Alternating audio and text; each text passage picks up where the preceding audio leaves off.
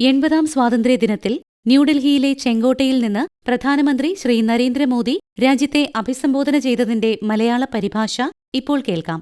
നിർമ്മിത ബുദ്ധി ഉപയോഗിച്ച് തയ്യാറാക്കിയത്. എന്റെ പ്രിയപ്പെട്ട നാട്ടുകാരെ, ഇന്ന് നമ്മളെല്ലാവരും നമ്മുടെ രാജ്യത്തിന്റെ 80-ാം സ്വാതന്ത്ര്യദിനം ആഘോഷിക്കുകയാണ്. ഇന്ന് ഓരോ ഹൃദയമിടിപ്പും വന്ദേ മാതരത്തിന്റെ മന്ത്രധ്വനികളാൽ മുഖരിതമാണ്. ഇന്ന് ഓരോ വീടും ഒരു തിരങ്കയാണ്, ഓരോ മനസ്സും ഒരു തിരങ്കയാണ്. ഇന്ന് രാജ്യം വലിയ ആവേശത്തോടും ഉന്മേഷത്തോടും കൂടി പുതിയ സങ്കല്പങ്ങളുമായി മുന്നോട്ട് കുതിക്കുകയാണ്. എല്ലാവർക്കും സ്വാതന്ത്ര്യദിനത്തിന്റെ ഹൃദയം നിറഞ്ഞ ആശംസകൾ നേരുന്നു. ഇന്ന് രാജ്യത്തിന്റെ സ്വാതന്ത്ര്യത്തിനായി ത്യാഗത്തിന്റെയും ബലിദാനത്തിന്റെയും പരകോടിയിലെത്തിയ ആ ധീരപുത്രന്മാരെ രാജ്യം നന്ദിയോടെ സ്മരിക്കുകയാണ്. തങ്ങളുടെ തപസ്സിലൂടെയും ത്യാഗത്തിലൂടെയും ആത്മസമർപ്പണത്തിലൂടെയും സ്വാതന്ത്ര്യം എന്ന ഒരേയൊരു ലക്ഷ്യത്തിനായി അവർ തങ്ങളുടെ ജീവിതം മുഴുവൻ ഒഴിഞ്ഞുവെച്ചു. പൂജനീയ ബാപ്പു ഉൾപ്പെടെയുള്ള എല്ലാ സ്വാതന്ത്ര്യ സമര സേനാനികളെയും ബലിദാനത്തിന്റെ മഹത്തായ പാരമ്പര്യം നമ്മളിൽ ഉണർത്തിയ വിപ്ലവകാരികളെയും ഇന്ന് ഞാൻ ഭക്തിപൂർവം നമിക്കുന്നു. ഇന്ന് ഈ ചടങ്ങിൽ സന്നിഹിതരായിട്ടുള്ള എല്ലാവരെയും സംബന്ധിച്ചിടത്തോളം ഇതൊരു ചരിത്രപ്രധാനമായ നിമിഷം കൂടിയാണ്. സ്വാതന്ത്ര്യത്തിന് ശേഷം ഒരു ഓഗസ്റ്റ് 15-ന് ചുവപ്പുകോട്ടയിൽ ആദ്യമായി വന്ദേ മാതരം മുഴങ്ങുകയാണ്. ഇന്ന് രാജ്യത്തെ ജനങ്ങളായ നമ്മൾ വന്ദേ മാതരം 150-ാം വാർഷികം ആഘോഷിക്കുമ്പോൾ ഇതിനേക്കാൾ മികച്ച ഒരു സന്ദർഭം വേറെ എന്തുണ്ടാകാനാണ്? എൻ്റെ പ്രിയപ്പെട്ട നാട്ടുകാരെ, കഴിഞ്ഞ ദിവസങ്ങളിൽ രാജ്യത്തിൻ്റെ ചില ഭാഗങ്ങളിൽ കനത്ത പ്രളയവും ഉരുൾപൊട്ടലും ഉണ്ടാവുകയും അതുമൂലം നിരവധി കുടുംബങ്ങൾ ദുരിതത്തിലാവുകയും ചെയ്തു. അവരുടെ വേദനയും പ്രയാസങ്ങളും നമുക്ക് നന്നായി മനസ്സിലാക്കാൻ സാധിക്കും. ദുരിതം അനുഭവിക്കുന്ന ആ കുടുംബങ്ങൾക്ക് ഞാൻ ഉറപ്പു നൽകുന്നു, ഈ രാജ്യം മുഴുവൻ അവരോടൊപ്പം തന്നെയുണ്ട്.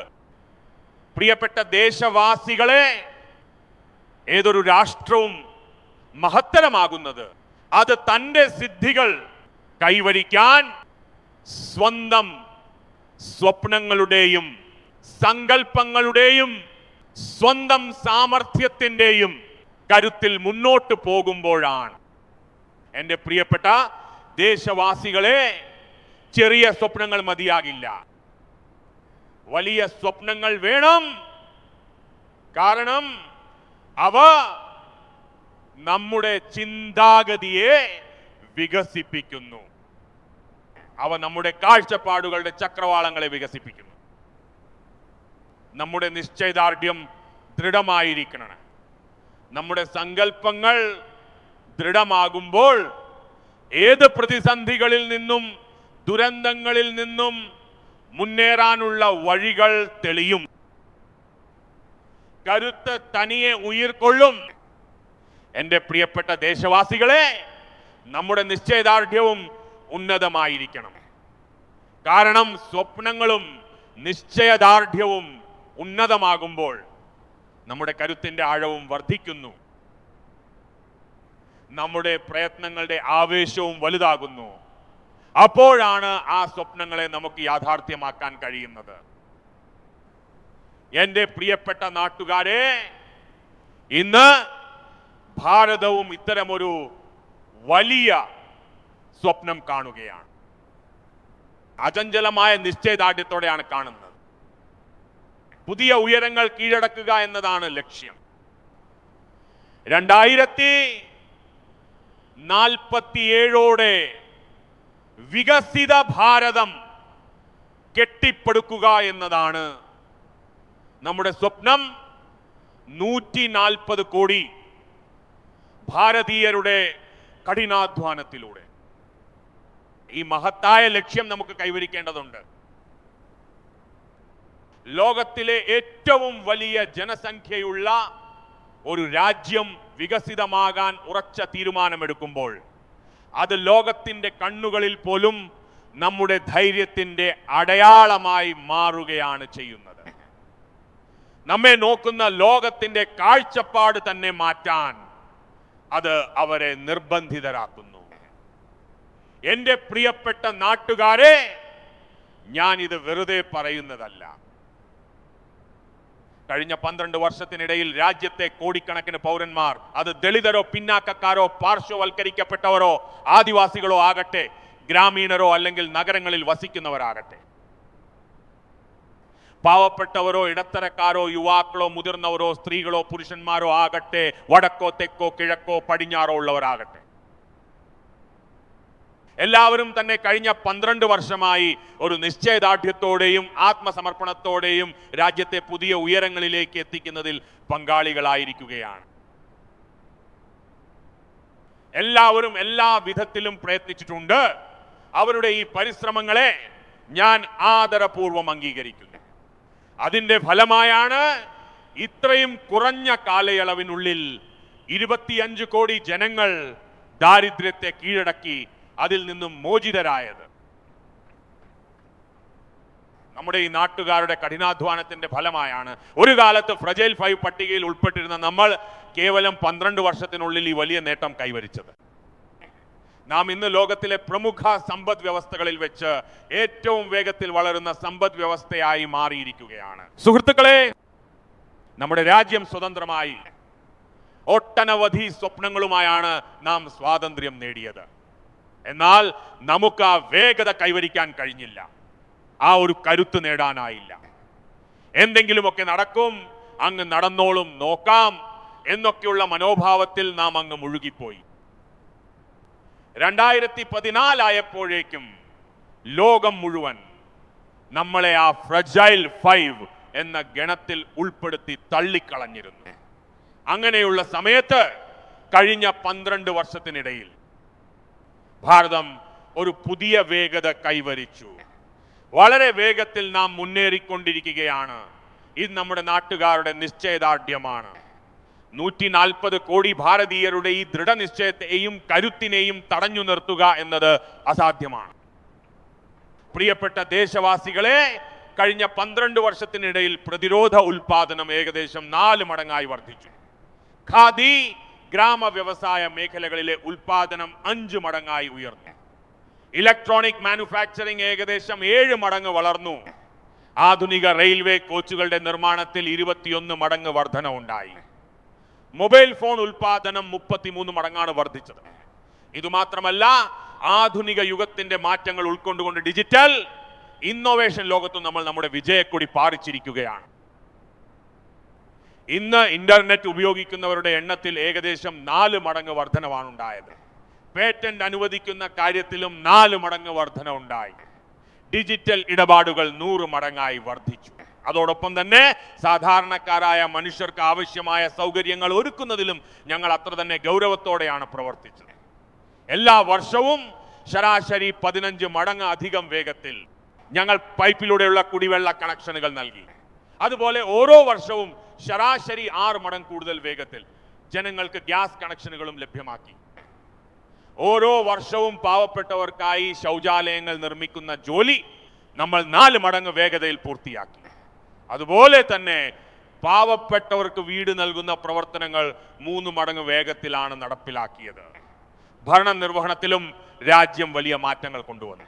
ആയിരക്കണക്കിന് ചട്ടങ്ങളും 100 കണക്കിന് പഴയ നിയമങ്ങളും നമ്മൾ എടുത്തു കളഞ്ഞു. കാരണം കഴിഞ്ഞ നൂറ്റാണ്ടിലെ നിയമങ്ങൾ ഉപയോഗിച്ച് നമുക്ക് 21ാം നൂറ്റാണ്ടിലേക്ക് മുന്നേറാൻ കഴിയില്ല. നമ്മൾ ആധുനിക ഇൻഫ്രാസ്ട്രക്ചറിനായി മെട്രോ വികസിപ്പിക്കുകയും പബ്ലിക് ട്രാൻസ്പോർട്ടിന് കൂടുതൽ കരുത്ത് നൽകുകയും ചെയ്തു. നമ്മൾ ജോലി ചെയ്ത ആ വേഗതയും അതിന്റെ വ്യാപ്തിയും ഈ മാറ്റങ്ങളും ഈ വികസനവും എല്ലാം സ്വാതന്ത്ര്യത്തിന് ശേഷം കഴിഞ്ഞ ഒരു ദശകത്തിനിടയിലാണ് ഇതാദ്യമായി നാം കാണുന്നത്. ഇത്രയധികം നേട്ടങ്ങൾ നമ്മുടെ മുന്നിലുണ്ടാവുകയും ഇത്ര വേഗത്തിലുള്ള പുരോഗതി ദൃശ്യമാവുകയും ചെയ്യുമ്പോൾ ഓരോ നിമിഷവും നമ്മുടെ നാട്ടുകാരുടെ കരുത്ത് വ്യക്തമായി തെളിഞ്ഞു വരികയാണ്. അങ്ങനെയെങ്കിൽ 2047 വികസിത ഭാരതം എന്ന നമ്മുടെ സങ്കല്പം ഒരിക്കലും അപൂർണമായിരിക്കില്ല. നാം മുന്നോട്ട് കുതിക്കുകയാണെന്നതിന് ഈ കണക്കുകളെല്ലാം തന്നെ സാക്ഷ്യം നൽകുന്നു. പ്രിയപ്പെട്ട ദേശവാസികളെ, അതിനായി നമുക്ക് ആത്മവിശ്വാസം ആവശ്യമാണ്, ആത്മാഭിമാനം ആവശ്യമാണ്. അതോടൊപ്പം തന്നെ ഒരു ആത്മനിർഭർ ഭാരതം എന്ന ലക്ഷ്യം കൈവരിക്കേണ്ടതും അത്യന്താപേക്ഷിതമാണ്. അതുകൊണ്ട് തന്നെ കഴിഞ്ഞ വർഷങ്ങളിൽ ഭാരതം ഇനി മറ്റു രാജ്യങ്ങളെ ആശ്രയിച്ച് ജീവിക്കേണ്ടതില്ല എന്ന കാര്യത്തിൽ നമുക്ക് ഉറച്ച ബോധ്യമുണ്ടായിരുന്നു. നമ്മൾ സ്വയം പര്യാപ്തത കൈവരിക്കണം. ലോകത്ത് എല്ലാം ലഭ്യമാണ്. വില കുറഞ്ഞും വേഗത്തിലും അവ ലഭിച്ചേക്കാം. പക്ഷെ അതുകൊണ്ട് നമ്മുടെ ആന്തരികമായ കരുത്ത് വളരുകയില്ല. അവിടെയാണ് നമ്മുടെ കരുത്തിന്റെ യഥാർത്ഥ പരീക്ഷണം നടക്കുന്നത്. അതുകൊണ്ട് തന്നെ നമുക്കും നമ്മുടെ കഴിവുകൾ വർദ്ധിപ്പിക്കേണ്ടതുണ്ട്. സ്വന്തം താല്പര്യങ്ങൾ സംരക്ഷിക്കാനുള്ള കരുത്ത് നമ്മൾ തന്നെ ആർജിക്കണം. അതുകൊണ്ടാണ് ആത്മനിർഭർ ഭാരതം എന്ന സങ്കല്പം വളരെ ദൃഢനിശ്ചയത്തോടെ ഏറ്റെടുത്ത് നമ്മൾ മുന്നോട്ട് നീങ്ങുന്നത്. മേക്ക് ഇൻ ഇന്ത്യ, സ്വദേശി, വോക്കൽ ഫോർ ലോക്കൽ തുടങ്ങി ഈ മേഖലകളിലെല്ലാം ഇന്ന് ഓരോ ഭാരതീയന്റെയും മനസ്സൊത്തുചേരുകയാണ്. പ്രിയപ്പെട്ട ദേശവാസികളെ, സെമി കണ്ടക്ടറിന്റെ ഒരു ഉദാഹരണം ഞാൻ നിങ്ങൾക്ക് നൽകാം. രാജ്യം സ്വാതന്ത്ര്യം നേടിയ ശേഷം തന്നെ ലോകമെമ്പാടും സെമി കണ്ടക്ടറിനെ കുറിച്ചുള്ള ചർച്ചകൾ നടന്നിരുന്നു. നമ്മുടെ നാട്ടിലും അത്തരം സംസാരങ്ങളൊക്കെ ഉണ്ടായിരുന്നു. പക്ഷേ സെമി കണ്ടക്ടർ മേഖലയിൽ ഒരു വലിയ പദ്ധതിയുമായി മുന്നോട്ട് പോകാൻ നമുക്ക് കഴിഞ്ഞില്ല. എന്നാൽ ഇന്ന് എന്താണ് അവസ്ഥ? ഇന്നത്തെ ഡിജിറ്റൽ ലോകത്ത്, ഇന്നത്തെ സാങ്കേതിക വിദ്യയിൽ ഈ മേഖലയുടെ പ്രാധാന്യം നമ്മൾ കൃത്യമായി മനസ്സിലാക്കുന്നുണ്ട്. ഏതൊരു ഇലക്ട്രോണിക് വസ്തുവാകട്ടെ, നമ്മുടെ മെഡിക്കൽ ഉപകരണങ്ങളാകട്ടെ, അതുമല്ലെങ്കിൽ നമ്മുടെ ഗതാഗത മാർഗങ്ങളാകട്ടെ, ഇവയിലെല്ലാം തന്നെ ചിപ്പുകൾ അത്യന്താപേക്ഷിതമാണ്. വാസ്തവത്തിൽ ഈ ചിപ്പുകളില്ലാതെ ലോകം തന്നെ നിശ്ചലമായി പോകുന്ന ഒരു അവസ്ഥയാണ് ഇന്നുള്ളത്. അതുകൊണ്ട് തന്നെ സ്വയം പര്യാപ്തത കൈവരിക്കാനുള്ള യാത്രയിൽ ഭാരതം സ്വന്തമായി വലിയ സെമി കണ്ടക്ടർ പ്ലാന്റുകൾ സ്ഥാപിക്കുകയാണ്. 3 സെമി കണ്ടക്ടർ പ്ലാന്റുകളുടെ ജോലികൾ ഇതിനോടകം തന്നെ ആരംഭിച്ചു കഴിഞ്ഞു. അവിടെ ഉൽപാദനം നടക്കുന്നുണ്ടെന്നും കയറ്റുമതി ആരംഭിച്ചുവെന്നും എന്നെ അറിയിച്ചിട്ടുണ്ട്. എനിക്ക് രാജ്യത്തെ ജനങ്ങളോട് പറയാനുള്ളത്, വരും 7-8 വർഷത്തിനുള്ളിൽ 7-8 സെമി കണ്ടക്ടർ പ്ലാന്റുകൾ കൂടി ഉടൻ തന്നെ പ്രവർത്തനം ആരംഭിക്കാൻ പോകുകയാണ് എന്നാണ്. ഇത് ആത്മനിർഭർ ഭാരതം, വികസിത ഭാരതം എന്ന ലക്ഷ്യത്തിലേക്കുള്ള യാത്രയിൽ നമുക്ക് വലിയൊരു പാത തന്നെ ഒരുക്കി തരികയാണ്. പ്രിയപ്പെട്ട ദേശവാസികളെ, ഇപ്പോൾ ക്രിട്ടിക്കൽ മിനറൽസിനെ കുറിച്ചുള്ള ചർച്ചകൾ നടന്നുകൊണ്ടിരിക്കുകയാണ്. ഇന്നത്തെ സാങ്കേതിക വിദ്യ മുഴുവനായും ഈ ക്രിട്ടിക്കൽ മിനറൽസിനെയാണ് ആശ്രയിച്ചിരിക്കുന്നത്. ഈ കാര്യത്തിലും സ്വയം സുരക്ഷിതരാകാനുള്ള തീവ്ര ശ്രമത്തിലാണ് ഭാരതം. ക്രിട്ടിക്കൽ മിനറലിന്റെ ആവശ്യം പൂർണ്ണമായും നിറവേറ്റണം. ഇതിനായി നമ്മൾ നാഷണൽ ക്രിട്ടിക്കൽ മിനറൽ മിഷൻ ആരംഭിക്കുകയും അതിലൂടെ ഒരു ക്രിട്ടിക്കൽ മിനറൽ കോറിഡോർ പ്രഖ്യാപിക്കുകയും ചെയ്തിട്ടുണ്ട്. പല രാജ്യങ്ങളുമായും കരാറുകൾ ഒപ്പിട്ടുകൊണ്ടിരിക്കുകയാണ്. ഈ നിർണായകമായ വിഷയത്തിൽ ലോകത്തിലെ പല രാജ്യങ്ങളും ഇപ്പോൾ ഭാരതത്തിൽ വിശ്വാസമർപ്പിച്ചു തുടങ്ങിയിരിക്കുന്നു. എൻ്റെ പ്രിയപ്പെട്ട ദേശവാസികളെ, സെമി കണ്ടക്ടറുകളുടെയും ക്രിട്ടിക്കൽ മിനറലിന്റെയും കാര്യത്തിൽ എന്ന പോലെ തന്നെ നമ്മളും ഈ ലോകവും ഇന്ന് ഏത് സാങ്കേതിക വിദ്യയുടെ ദിശയിലേക്കാണോ സഞ്ചരിക്കുന്നത്, അവിടെ ഊർജത്തിന്റെ പ്രാധാന്യം കൂടുതൽ വർദ്ധിച്ചുകൊണ്ടിരിക്കുകയാണ്. ഊർജമില്ലാതെ പുതിയ ലോകത്തെ മുന്നോട്ട് കൊണ്ടുപോകുക എന്നത് ഇനി അസാധ്യമാണ്. അതുകൊണ്ട് തന്നെ ചിപ്പുകളാകട്ടെ, AI ആകട്ടെ, ഡാറ്റാ സെന്ററുകളാകട്ടെ, നമുക്ക് വളരെ വലിയ അളവിൽ വൈദ്യുതി ആവശ്യമായി വരും. ഊർജ സുരക്ഷ എന്നത് നമ്മുടെ കാലഘട്ടത്തിന്റെ ആവശ്യമാണ്. അതിനാൽ തന്നെ നമ്മൾ നേരത്തെ തന്നെ ആ ദിശയിൽ ഒന്നൊന്നായി കരുത്തുറ്റ ചുവടുകൾ വെച്ച് കഴിഞ്ഞു. ഊർജ സുരക്ഷ ഉറപ്പാക്കാനുള്ള ഏറ്റവും വലിയൊരു മാർഗമാണ് ആണവോർജം അഥവാ ന്യൂക്ലിയർ ഊർജം. പാർലമെന്റിൽ ആറ്റോമിക് എനർജി ആക്ട് പാസാക്കിയതിലൂടെ ഒരു പുതിയ ലക്ഷ്യത്തിലേക്കുള്ള പാത നമ്മൾ ഇതിനകം തന്നെ ഉറപ്പിച്ചു കഴിഞ്ഞു. 2047 വരെ 100 ജിഗാവാട്ട് ന്യൂക്ലിയർ ഊർജം ഉൽപ്പാദിപ്പിക്കുക എന്നതാണ് നമ്മുടെ ലക്ഷ്യം. ഈ പതിറ്റാണ്ടിനുള്ളിൽ 5 പുതിയ ന്യൂക്ലിയർ റിയാക്ടറുകൾ ആരംഭിക്കുകയും ചെയ്യും. ഈ വർഷം ഫാസ്റ്റ് ബ്രീഡർ ന്യൂക്ലിയർ ടെക്നോളജിയിൽ വൈദഗ്ധ്യം നേടിയതിലൂടെ ഭാരതം ഒരു സുപ്രധാന നാഴികക്കല്ല് പിന്നിട്ടിരിക്കുകയാണ്. ഇതിലൂടെ ആണവ ഇന്ധനത്തിന്റെ കാര്യത്തിൽ സ്വയം പര്യാപ്തത കൈവരിക്കാനുള്ള വലിയൊരു വിജയത്തിലേക്കുള്ള ചുവടുവയ്പ്പാണ് നമ്മൾ നടത്തിയിരിക്കുന്നത്. പ്രിയപ്പെട്ട ദേശവാസികളെ, പലപ്പോഴുമുള്ള വിഭവങ്ങളുടെ കുറവ് കാരണം രാജ്യം തളർന്നു നിൽക്കാൻ പാടില്ല. നമ്മൾ എവിടെയെങ്കിലും കുടുങ്ങി നിന്നിട്ടുണ്ടെങ്കിൽ അതിന് കാരണം നമ്മുടെ ചിന്തകളുടെ പരിമിതികളാണ്. നമ്മുടെ ചിന്തകൾ ഒരു ചട്ടക്കൂടിനുള്ളിൽ ഒതുങ്ങിപ്പോകുമ്പോൾ ആ പരിമിതികൾ നമ്മളെ തളർത്താൻ തുടങ്ങും. അപ്പോൾ സ്വന്തം കഴിവുകളെ തിരിച്ചറിയാൻ പോലും നമുക്ക് സാധിക്കാതെ വരുന്നു. ഇന്ന് നമ്മുടെ രാജ്യത്തിന് ഇന്ധനത്തിനായി ക്രൂഡ് ഓയിലിനെ വളരെയധികം ആശ്രയിക്കേണ്ടി വരുന്നുണ്ട്. ഇതെല്ലാം നമ്മുടെ തെറ്റായ ചിന്താഗതികൾ കാരണമാണ് സംഭവിച്ചിട്ടുള്ളത്. നിങ്ങൾ കേട്ടാൽ അത്ഭുതപ്പെട്ടു പോകും.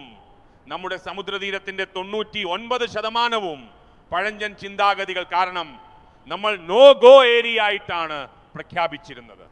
കടലിനടിയിൽ പോയി പര്യവേഷണങ്ങൾ നടത്തേണ്ട എന്നത് നമ്മുടെ തന്നെ തീരുമാനമായിരുന്നു. ഇത് ചിന്താഗതിയിലെ ദാരിദ്ര്യമായിരുന്നു. എന്നാൽ ഇത് ഇങ്ങനെ തുടരാനാവില്ലെന്ന് നമ്മൾ ഉറപ്പിച്ചു.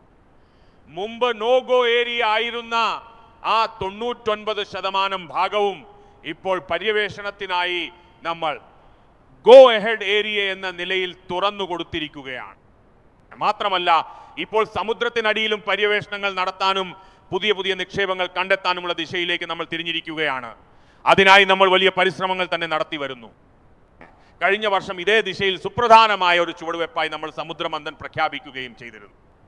കഴിഞ്ഞ കുറച്ചു ദിവസങ്ങൾക്കുള്ളിൽ ഈ പ്രവർത്തനങ്ങൾക്കായി 85,000 കോടി രൂപ അനുവദിച്ചുകൊണ്ട് ഈ ദൗത്യത്തിന് വേഗത കൂട്ടാനുള്ള തീരുമാനവും നമ്മൾ എടുത്തു കഴിഞ്ഞു. എൻ്റെ പ്രിയപ്പെട്ട നാട്ടുകാരെ, ഊർജ സുരക്ഷയുടെ കാര്യത്തിൽ നമ്മൾ മറ്റു പകര സംവിധാനങ്ങളെക്കുറിച്ചും ഗൗരവമായി ചിന്തിക്കേണ്ടതുണ്ട്. അതിനാൽ ബദൽ സ്രോതസ്സുകൾ കണ്ടെത്തുന്നതിനായി നമ്മുടെ മുഴുവൻ ശക്തിയും ഉപയോഗിക്കേണ്ടത് അനിവാര്യമാണെന്ന് ഞാൻ നേരത്തെ സൂചിപ്പിച്ചിരുന്നു. അതുകൊണ്ട് തന്നെ ഊർജത്തിന്റെ ശരിയായ ഉപയോഗം വർദ്ധിപ്പിച്ചുകൊണ്ട് ഭാരതം ഇന്ന് ഈ ദിശയിൽ വളരെ വേഗത്തിലാണ് മുന്നോട്ട് നീങ്ങിക്കൊണ്ടിരിക്കുന്നത്. 2014 മുമ്പ്, അതായത് ഇന്നേക്ക് 12 വർഷങ്ങൾക്ക് മുമ്പ്, നമ്മുടെ രാജ്യത്ത് വെറും 70 നഗരങ്ങളിൽ മാത്രമാണ് പൈപ്പ് വഴിയുള്ള ഗ്യാസ് സൗകര്യം ഉണ്ടായിരുന്നത്. പൈപ്പിലൂടെയുള്ള ഗ്യാസ് വിതരണം അന്ന് അത്രയേ ഉണ്ടായിരുന്നുള്ളൂ. എന്നാൽ കഴിഞ്ഞ 12 വർഷത്തിനുള്ളിൽ ആ 70 നഗരങ്ങളെ നമ്മൾ 700 നഗരങ്ങളിലേക്ക് ഉയർത്തിക്കഴിഞ്ഞു. ഇതാണ് യഥാർത്ഥ വേഗത, ഇതാണ് വികസനത്തിന്റെ വ്യാപ്തി. 2014 മുമ്പ് വെറും 20 മുതൽ 22 ലക്ഷം വീടുകളിൽ മാത്രമാണ് പൈപ്പ് വഴി ഗ്യാസ് എത്തിയിരുന്നത്. ഇന്ന് 1.25 കോടി വീടുകളിൽ പൈപ്പ് വഴി ഗ്യാസ് എത്തിക്കാനുള്ള പ്രവർത്തനങ്ങൾ അതിവേഗം നടന്നു വരികയാണ്. അതുപോലെ 12 വർഷങ്ങൾക്ക് മുമ്പ് നമ്മുടെ രാജ്യത്തെ സോളാർ എനർജി ശേഷി വെറും 2 ജിഗാവാട്ട് മാത്രമായിരുന്നു.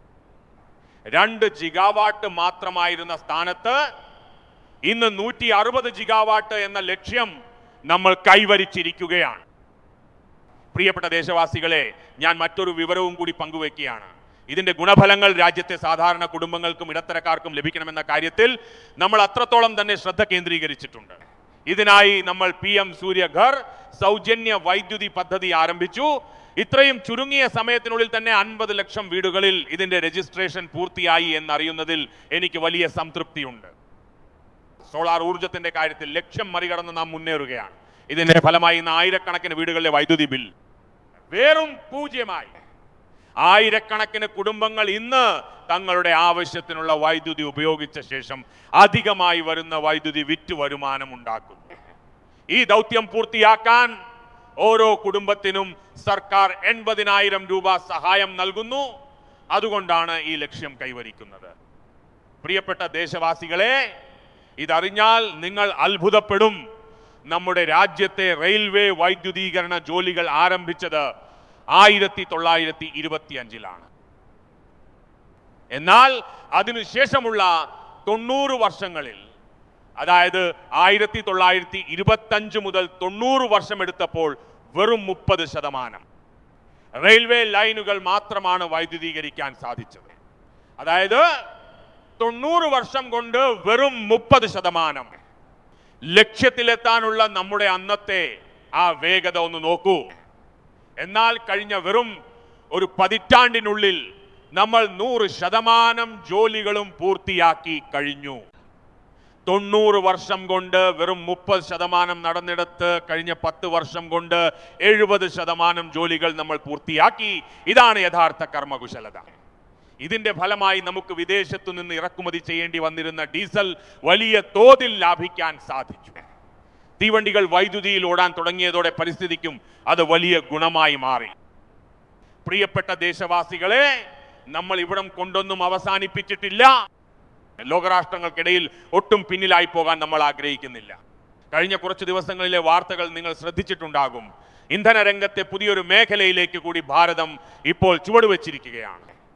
രാജ്യത്തെ ആദ്യത്തെ ഹൈഡ്രജൻ ട്രെയിൻ സർവീസ് നമ്മൾ ആരംഭിച്ചു കഴിഞ്ഞു. ഇതൊരു സാധാരണ ട്രെയിൻ അല്ല, ഏറ്റവും നീളം കൂടിയതും കരുത്തുറ്റതുമായ ട്രെയിനാണിതെന്ന കാര്യം നിങ്ങളുമായി പങ്കുവെക്കുന്നതിൽ എനിക്ക് അതിയായ സന്തോഷമുണ്ട്. ലോകത്തിലെ ഹൈഡ്രജൻ ട്രെയിനുകളുടെ കാര്യത്തിൽ ഭാരതം ഇപ്പോൾ സ്വന്തം മുദ്ര പതിപ്പിച്ചു കഴിഞ്ഞു. പ്രിയപ്പെട്ട ദേശവാസികളെ, കഴിഞ്ഞ 10-12 വർഷമായി 2047 ലക്ഷ്യങ്ങൾ കൈവരിക്കാനായുള്ള കുതിപ്പിലാണ് നമ്മൾ. ഓരോരോ നാഴികക്കല്ലുകളും നമ്മൾ പിന്നിട്ടുകൊണ്ടിരിക്കുകയാണ്. ഇതിനിടയിൽ ഇത്രയധികം പ്രതിസന്ധികൾ നേരിടേണ്ടി വരുമെന്ന് നമ്മൾ ഒരിക്കലും കരുതിയിരുന്നില്ല. കഴിഞ്ഞ 10-12 വർഷത്തിനിടയിൽ അനേകം വെല്ലുവിളികളെയാണ് നമുക്ക് അഭിമുഖീകരിക്കേണ്ടി വന്നത്. കോവിഡ് പോലുള്ള ആഗോള മഹാമാരി ലോകത്തെ മുഴുവൻ ആശങ്കയിലാഴ്ത്തി. നമ്മുടെ എല്ലാ സംവിധാനങ്ങളും തകിടം മറിയുന്ന ഒരു അവസ്ഥ. കൊറോണയിൽ നിന്ന് നമ്മൾ കരകയറി വരുമ്പോഴേക്കും യുദ്ധഭീകരതയുടെ വാർത്തകൾ വരാൻ തുടങ്ങി. ഉക്രൈനിലായാലും പശ്ചിമേഷ്യയിലായാലും എല്ലായിടത്തും സംഘർഷാവസ്ഥയായിരുന്നു. ഭാവി പ്രവചിക്കുന്നവർ എന്തൊക്കെ പ്രഖ്യാപനങ്ങളാണ് നടത്തിയതെന്ന് ആർക്കറിയാം. രാജ്യത്തെ പേടിപ്പിക്കുക, ജനങ്ങളിൽ ഭീതിയും ആശങ്കയും ഉണ്ടാക്കുക എന്നതിലൊക്കെയാണ് ചിലർക്ക് സന്തോഷം ലഭിക്കുന്നത്. നമുക്ക് വാക്സിൻ ലഭിക്കില്ലെന്ന് പോലും അവർ പറഞ്ഞു പരത്തി. ഈ പ്രതിസന്ധിയിൽ ആരും രക്ഷപ്പെടില്ല, ഒന്നും അവശേഷിക്കില്ല എന്നൊക്കെയായിരുന്നു പ്രചാരണം. അതിനിടയ്ക്കാണ് വെസ്റ്റ് ഏഷ്യയിൽ പ്രതിസന്ധി ഉടലെടുത്തത്. പെട്രോൾ പമ്പുകളിൽ പെട്രോൾ കിട്ടില്ല, ഗ്യാസും ഡീസലും കിട്ടില്ല, വളം പോലും ലഭിക്കില്ല എന്നിങ്ങനെ ലോകമെമ്പാടും കിംവദന്തികൾ പരത്തി ഭാരതത്തിലെ ജനങ്ങളെ ഭയപ്പെടുത്താനും പരിഭ്രാന്തിയിലാഴ്ത്താനും അവരെ കടുത്ത ആശങ്കയിലേക്ക് തള്ളിവിടാനുമാണ് ചിലർ ശ്രമിച്ചത്. ഇതൊക്കെ കണ്ട് ചിലർ വലിയ സന്തോഷത്തിലുമായിരുന്നു. എന്നാൽ കഴിഞ്ഞ 10-12 വർഷത്തെ കൃത്യമായ ആസൂത്രണത്തോടെയുള്ള പദ്ധതികൾ ഇപ്പോൾ ഫലം കണ്ടു തുടങ്ങിയിരിക്കുകയാണെന്നും ഇത്ര വലിയ പ്രതിസന്ധികൾക്കിടയിലും നമ്മൾ തളരില്ലെന്നും രാജ്യം ഇപ്പോൾ നേരിൽ കണ്ടു കഴിഞ്ഞു. പൗരന്മാർ ദൈവതുല്യം എന്ന മന്ത്രത്തോടെ ഭാരതം നടത്തിയ തയ്യാറെടുപ്പുകളും എടുത്ത ഓരോ ചുവടുവെപ്പുകളും ഇന്ന് ഫലം കണ്ടു തുടങ്ങിയിരിക്കുന്നു. ഇത്ര വലിയ പ്രതിസന്ധി ഉണ്ടാകുമെന്ന് നമ്മൾ ഒരിക്കലും കരുതിയിരുന്നില്ല. പക്ഷേ അത്തരമൊരു ഘട്ടത്തിൽ നമ്മുടെ ഈ ഒരുക്കങ്ങളെല്ലാം തന്നെ നമുക്ക് തുണയായി. അതിന്റെ ഫലമായാണ് ഇന്ന് രാജ്യത്ത് ഗ്യാസിനും പെട്രോളിനും യൂറിയയ്ക്കും ഒരു ക്ഷാമവും ഇല്ലാത്തത്. നമ്മൾ സ്വന്തം കരുത്തിൽ ആത്മവിശ്വാസത്തോടെ മുന്നോട്ട് കുതിക്കുകയാണ്. എന്റെ പ്രിയപ്പെട്ട നാട്ടുകാരെ, ലോകത്തുണ്ടായ ഈ പ്രതിസന്ധികൾ എല്ലാവരെയും ബാധിച്ചിട്ടുണ്ട്. ആ ആഘാതങ്ങളിൽ നിന്ന് നമ്മൾക്കും മോചനമില്ല. ഒരു ഉദാഹരണത്തിന്, ലോക വിപണിയിൽ യൂറിയയുടെ വില ഒരു ചാക്കിന് 3000 രൂപ വരെയായി ഉയർന്നിരിക്കുകയാണ്. എന്നിരുന്നാലും ആ ഭാരം നമ്മുടെ കർഷകരുടെ മേൽ അടിച്ചേൽപ്പിക്കാൻ ഞങ്ങൾ തയ്യാറായില്ല. പകരം ആ ബാധ്യത ഗവൺമെന്റ് സ്വന്തം തോളിലേറ്റുകയായിരുന്നു. ലോക വിപണിയിൽ 3000 രൂപയ്ക്ക് ലഭിക്കുന്ന ഒരു ചാക്ക് യൂറിയ വെറും 300 രൂപയ്ക്കാണ് നമ്മുടെ കർഷകരിലേക്ക് ഞങ്ങൾ എത്തിക്കുന്നത്. അതുകൊണ്ട് തീർന്നില്ല, DAPയുടെ വില ഇന്ന് ലോക വിപണിയിൽ 5000 രൂപ വരെയായി ഉയർന്നിരിക്കുകയാണ്. എന്നാൽ എൻ്റെ രാജ്യത്തെ കർഷകർക്ക് യാതൊരു ബുദ്ധിമുട്ടും ഉണ്ടാകാതിരിക്കാൻ വേണ്ടി ഇന്നും 1350 രൂപയ്ക്ക് തന്നെ അവർക്ക് DAP നൽകുന്ന ജോലി ഞങ്ങൾ തുടർന്നുകൊണ്ടിരിക്കുകയാണ്. പ്രിയപ്പെട്ട ദേശവാസികളെ, ആത്മനിർഭർ ഭാരതത്തെക്കുറിച്ച് ഞാൻ സംസാരിച്ചു കൊണ്ടിരുന്ന ഒരു കാലമുണ്ടായിരുന്നു. അന്ന് എയർ കണ്ടീഷൻ മുറികളിൽ ഇരുന്ന് ചിന്തിക്കുന്ന ചിലർ ഗ്ലോബലൈസേഷൻ ഇനി എന്ത് സംഭവിക്കുമെന്ന് ഞങ്ങളോട് ചോദിക്കുന്നുണ്ടായിരുന്നു. എന്നാൽ കഴിഞ്ഞ ഒരു പതിറ്റാണ്ടിനിടെ ലോകം ആഗോളവൽക്കരണത്തെക്കുറിച്ച് സംസാരിക്കുന്നത് തന്നെ നിർത്തിയോ എന്ന് തോന്നിപ്പിക്കുന്ന രീതിയിലാണ് കാര്യങ്ങൾ മുന്നോട്ട് പോകുന്നത്. എവിടെ നിന്ന് ആണോ ആഗോളവൽക്കരണത്തിന് വേണ്ടിയുള്ള ശബ്ദം ഉയർന്നിരുന്നത്, അവിടെ നിന്ന് ഇപ്പോൾ അങ്ങനെയൊന്നും കേൾക്കാനില്ല. മറിച്ച് ഇന്ന് ലോകത്തിലെ ഓരോ രാജ്യവും അവരുടെ സ്വന്തം ആവശ്യങ്ങൾക്കും താല്പര്യങ്ങൾക്കും മുൻഗണന നൽകുന്ന രീതിയിലേക്കാണ് മാറിയിരിക്കുന്നത്. എന്നാൽ നിർഭാഗ്യവശാൽ ഈ പ്രതിസന്ധിയുടെ കാലഘട്ടത്തിൽ ചില ആളുകൾ തങ്ങളുടെ സ്വാധീനവും പ്രഭാവവും ഉറപ്പാക്കാൻ വിഭവങ്ങളെ ആയുധമാക്കുകയാണ്. ഇന്ന് ലോകം അതിൻ്റെ പക്കലുള്ള എന്തിനേയും ആയുധമാക്കാനുള്ള ശ്രമത്തിലാണ്. അതായത് വിഭവങ്ങളെ ആയുധമാക്കൽ, റിസോഴ്സുകളെ ആയുധമാക്കൽ, പെട്രോൾ, ഡീസൽ, വളം, മരുന്നുകൾ, ടെക്നോളജി ചിപ്പുകൾ എന്ന് വേണ്ട ഭൂപ്രദേശങ്ങളെ പോലും ഇന്ന് ആയുധമായി ഉപയോഗിച്ചു കൊണ്ടിരിക്കുകയാണ്. ഇത്തരം ഒരു സാഹചര്യത്തിൽ നമ്മൾ ആത്മനിർഭരത എന്ന മന്ത്രവും മുറുകെ പിടിച്ച് കഴിഞ്ഞ 10 വർഷം ശരിയായ ദിശയിൽ സഞ്ചരിച്ചിരുന്നില്ല എങ്കിൽ ഇത്രയും വലിയ വെല്ലുവിളികളെ ഇത്ര കരുത്തോടെ നേരിടാൻ നമുക്ക് എങ്ങനെ സാധിക്കുമായിരുന്നു എന്ന് സങ്കല്പിച്ചു നോക്കൂ. നമ്മുടെ തയ്യാറെടുപ്പുകൾ ഇന്ന് നിരന്തരം വർദ്ധിച്ചുകൊണ്ടിരിക്കുകയാണ്. എൻ്റെ പ്രിയപ്പെട്ട ദേശവാസികളെ, ഇന്ന് മറുവശത്ത് ഭാരതത്തിന്റെ പ്രതിച്ഛായ ലോകത്തിന് മുന്നിൽ പൂർണ്ണമായും ഉയർന്നുകൊണ്ടിരിക്കുകയാണ്. ഇന്ന് ലോകത്തിന് മുന്നിൽ സുരക്ഷിതവും ആദരണീയവുമായ ഒരു രാജ്യമായി ഭാരതം മാറി വരികയാണ്. ഭാരതത്തിന് ഇന്ന് സുസ്ഥിരമായ ഒരു രാഷ്ട്രീയ മാൻഡേറ്റ് ഉണ്ട്, കരുത്തുറ്റ ഒരു ഗവൺമെന്റ് ഉണ്ട്, വൈബ്രന്റായ ജനാധിപത്യമുണ്ട്. ഒപ്പം നമ്മുടെ നീതിന്യായ വ്യവസ്ഥയും അങ്ങേയറ്റം ശക്തമാണ്. നമുക്കെല്ലാവർക്കും വഴികാട്ടിയായി ഭാരതത്തിന്റെ ഭരണഘടനയുമുണ്ട്. ഇന്ന് ലോകം നമ്മുടെ ഈ കരുത്തിനെ തിരിച്ചറിഞ്ഞു തുടങ്ങിയിരിക്കുകയാണ്. അതുകൊണ്ട് തന്നെ 2014 ശേഷം ലോകത്തിലെ ഏകദേശം 40 രാജ്യങ്ങളുമായി നമ്മൾ FTA കരാറുകളിൽ ഏർപ്പെട്ടുകൊണ്ടിരിക്കുകയാണ്. ഇപ്പോൾ നോക്കൂ എത്ര വലിയൊരു അവസരമാണ് നമുക്ക് കൈവന്നിരിക്കുന്നത് എന്ന്. ഞാൻ പറയാൻ ആഗ്രഹിക്കുന്നത്, ഈ ട്രേഡ് കരാറുകൾ നമുക്ക് മുന്നിൽ തുറന്നിടുന്നത് വളരെ വലിയൊരു അവസരമാണ്. അതുകൊണ്ട് തന്നെ പ്രത്യേകിച്ചും നമ്മുടെ MSMEകളോട് എനിക്ക് പറയാനുള്ളത്, നമുക്ക് മുന്നിൽ വന്നു ചേർന്ന ഈ സുവർണാവസരം നമ്മൾ ഒരിക്കലും കൈവിടരുത് എന്നാണ്. നമുക്ക് ലോകത്തിന്റെ നെറുകയിൽ എത്തേണ്ടതുണ്ട്. ഭാരതത്തിൽ ഉൽപ്പാദിപ്പിക്കുന്ന ഓരോ ഉൽപ്പന്നവും ആഗോള വിപണിയിൽ എത്തണം. അത് നമ്മുടെ ടെക്സ്റ്റൈൽസ് ആയാലും മെഷീനറി ആയാലും അതല്ലെങ്കിൽ നമ്മൾ നിർമ്മിക്കുന്ന മരുന്നുകളായാലും. ഈ ഒരു അവസരം നമ്മൾ ഒരു കാരണവശാലും പാഴാക്കരുത്. എന്നാൽ ആഗോള മാനദണ്ഡങ്ങൾ മറികടക്കാൻ നമുക്ക് സാധിക്കണം. ലോകത്തിന് നിലവിൽ ലഭ്യമായതിനേക്കാൾ മികച്ച ഗുണനിലവാരമുള്ള ഉൽപ്പന്നങ്ങൾ നമുക്ക് നൽകാൻ കഴിയണം. ഒപ്പം അവ വില കുറഞ്ഞതുമായിരിക്കണം. അങ്ങനെയാണെങ്കിൽ പഞ്ചാബിലെ ലുധിയാന മുതൽ തമിഴ്നാട്ടിലെ തിരുപ്പൂർ വരെയുള്ള നമ്മുടെ ടെക്സ്റ്റൈൽ മേഖലയ്ക്ക് ലോക വിപണി കീഴടക്കാൻ സാധിക്കും. ഇത്രമാത്രമല്ല, കേരളം മുതൽ ഗുജറാത്ത് വരെയും തമിഴ്നാട് മുതൽ ബംഗാൾ വരെയുമുള്ള നമ്മുടെ സമുദ്രതീരങ്ങളും അവിടുത്തെ മത്സ്യത്തൊഴിലാളികളായ സഹോദരീ സഹോദരന്മാരും ഇന്ന് ഏറെ മുന്നേറുകയാണ്. പുതിയ FTA കരാറുകൾ കാരണം നമ്മുടെ ചെമ്മീൻ കയറ്റുമതിക്കും അതോടൊപ്പം നമ്മുടെ സീ ഫുഡ് ഉൽപ്പന്നങ്ങൾക്കും വലിയ സാധ്യതകളാണ് ഇപ്പോൾ കൈവന്നിരിക്കുന്നത്. ലോക വിപണിയിൽ നമുക്ക് വലിയ സാധ്യതയാണ് ഉള്ളത്. അതുകൊണ്ട് ഈ അനുകൂല സാഹചര്യം പരമാവധി മുതലാക്കി ഇനിയും മുന്നേറണമെന്നാണ് ഞാൻ ആഗ്രഹിക്കുന്നത്. പ്രിയപ്പെട്ട നാട്ടുകാരെ, ഞാൻ നിങ്ങളുടെ മുന്നിൽ അവതരിപ്പിച്ച ഈ കാര്യങ്ങൾക്ക് പിന്നിൽ ശക്തമായ അടിത്തറയിൽ കെട്ടിപ്പടുത്ത 2047 എന്ന ലക്ഷ്യമുണ്ട്. 2047 വികസിത ഭാരതം എന്ന ലക്ഷ്യം കൈവരിക്കുക എന്നത് കഴിഞ്ഞ 10-12 വർഷത്തിനിടയിൽ രാജ്യത്തെ ജനങ്ങൾ കാണിച്ചു തന്ന ആ കരുത്തിന്റെ ഭാഗമാണ്. അതുകൊണ്ട് എൻ്റെ പ്രിയപ്പെട്ട സഹോദരി സഹോദരന്മാരെ, ഈ നൂറ്റാണ്ടിന്റെ 4/1 ഭാഗം ഇതിനോടകം പിന്നിട്ട് കഴിഞ്ഞിരിക്കുന്നു. വരാനിരിക്കുന്ന അടുത്ത 1/4 നൂറ്റാണ്ട് നമുക്ക് അങ്ങേറ്റം പ്രധാനപ്പെട്ടതാണ്. ഇനി നമുക്ക് വിശ്രമിക്കാനാവില്ല. നമ്മുടെ വേഗത ഒട്ടും കുറയാനും പാടില്ല. നമ്മുടെ ലക്ഷ്യസ്ഥാനം കൃത്യമായി നിശ്ചയിക്കപ്പെട്ടു കഴിഞ്ഞു. അത് നമ്മൾ നേടിയെടുക്കുക തന്നെ ചെയ്യും. അതുകൊണ്ട് വരൂ, നമ്മുടെ തൊഴിൽ മേഖലകളിൽ നമുക്ക് മാറ്റങ്ങൾ കൊണ്ടുവരാം. നമ്മുടെ വർക്ക് കൾച്ചറിൽ മാറ്റം വരുത്തുന്നതിനൊപ്പം തന്നെ നമ്മുടെ ചിന്താഗതിയിലും പ്രവർത്തന വേഗതയിലും വലിയ മാറ്റങ്ങൾ കൊണ്ടുവരാൻ നമുക്ക് സാധിക്കണം. കഴിഞ്ഞ 5-7 പതിറ്റാണ്ടുകളായി നടക്കാത്ത കാര്യങ്ങൾ വരുന്ന 5-7 വർഷങ്ങൾക്കുള്ളിൽ നമുക്ക് ചെയ്ത് തീർക്കേണ്ടതുണ്ട്. എൻ്റെ രാജ്യത്തെ യുവശക്തിയിലും യുവാക്കളിലും അമ്മമാരിലും സഹോദരിമാരിലും അതുപോലെ കർഷകരിലും തൊഴിലാളികളിലും എനിക്ക് പൂർണ്ണ വിശ്വാസമുണ്ട്. ഈ സ്വപ്നം സാക്ഷാത്കരിക്കാൻ നമുക്ക് സാധിക്കുമെന്ന് എനിക്ക് ഉറപ്പാണ്. അതുകൊണ്ട് തന്നെ പരിഷ്കാരങ്ങളുടെ വേഗത നമ്മൾ ഇനിയും വർദ്ധിപ്പിക്കേണ്ടതുണ്ട്. ഞാൻ റിഫോമിനെ കുറിച്ച് പറയുമ്പോൾ അതൊരു പരിഷ്കാരമല്ല, മറിച്ച് നമുക്ക് മുന്നിലുള്ള ഒരു അനിവാര്യതയാണ്. ഈ പരിഷ്കാരങ്ങൾ എന്നത് വെറും ഒരു ട്രെൻഡിങ് വാക്കല്ല, മറിച്ച് അത് നമ്മുടെ ഉറച്ച ബോധ്യമാണ്. ആ ദൃഢനിശ്ചയത്തോടെയാണ് നമ്മൾ പരിഷ്കാരങ്ങളുടെ പാതയിലൂടെ അതിവേഗം മുന്നോട്ട് കുതിക്കുന്നത്. വരും ദിവസങ്ങളിൽ അടുത്ത ഘട്ടത്തിലുള്ള വലിയ പരിഷ്കാരങ്ങളിലേക്ക് നമ്മൾ കടക്കുകയാണ്. അതുകൊണ്ട് തന്നെ സർക്കാർ, സമൂഹം, വ്യവസായ ലോകം, ഉൽപാദകർ, കർഷകർ തുടങ്ങി എല്ലാവരും തങ്ങളുടെ പരമ്പരാഗതമായ രീതികളിൽ മാറ്റം വരുത്തേണ്ടതുണ്ട്. നമ്മുടെ ചിന്താഗതിയിലും വലിയ പരിഷ്കാരങ്ങൾ കൊണ്ടുവരേണ്ടതുണ്ട്. നമ്മുടെ ലക്ഷ്യങ്ങളെ നാം പുനർനിർമ്മിക്കേണ്ടതുണ്ട്.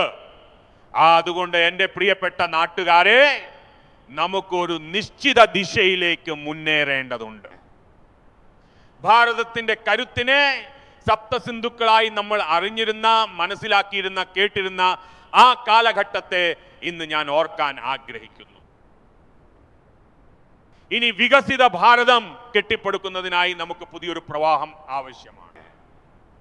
ഇന്ന് ഈ ചെങ്കോട്ടയുടെ മതിൽക്കെട്ടിൽ നിന്ന് രാജ്യത്തിന് മുന്നിൽ ശക്തിയുടെ സപ്തധാരകളെ ഞാൻ ആവാഹിക്കുകയാണ്.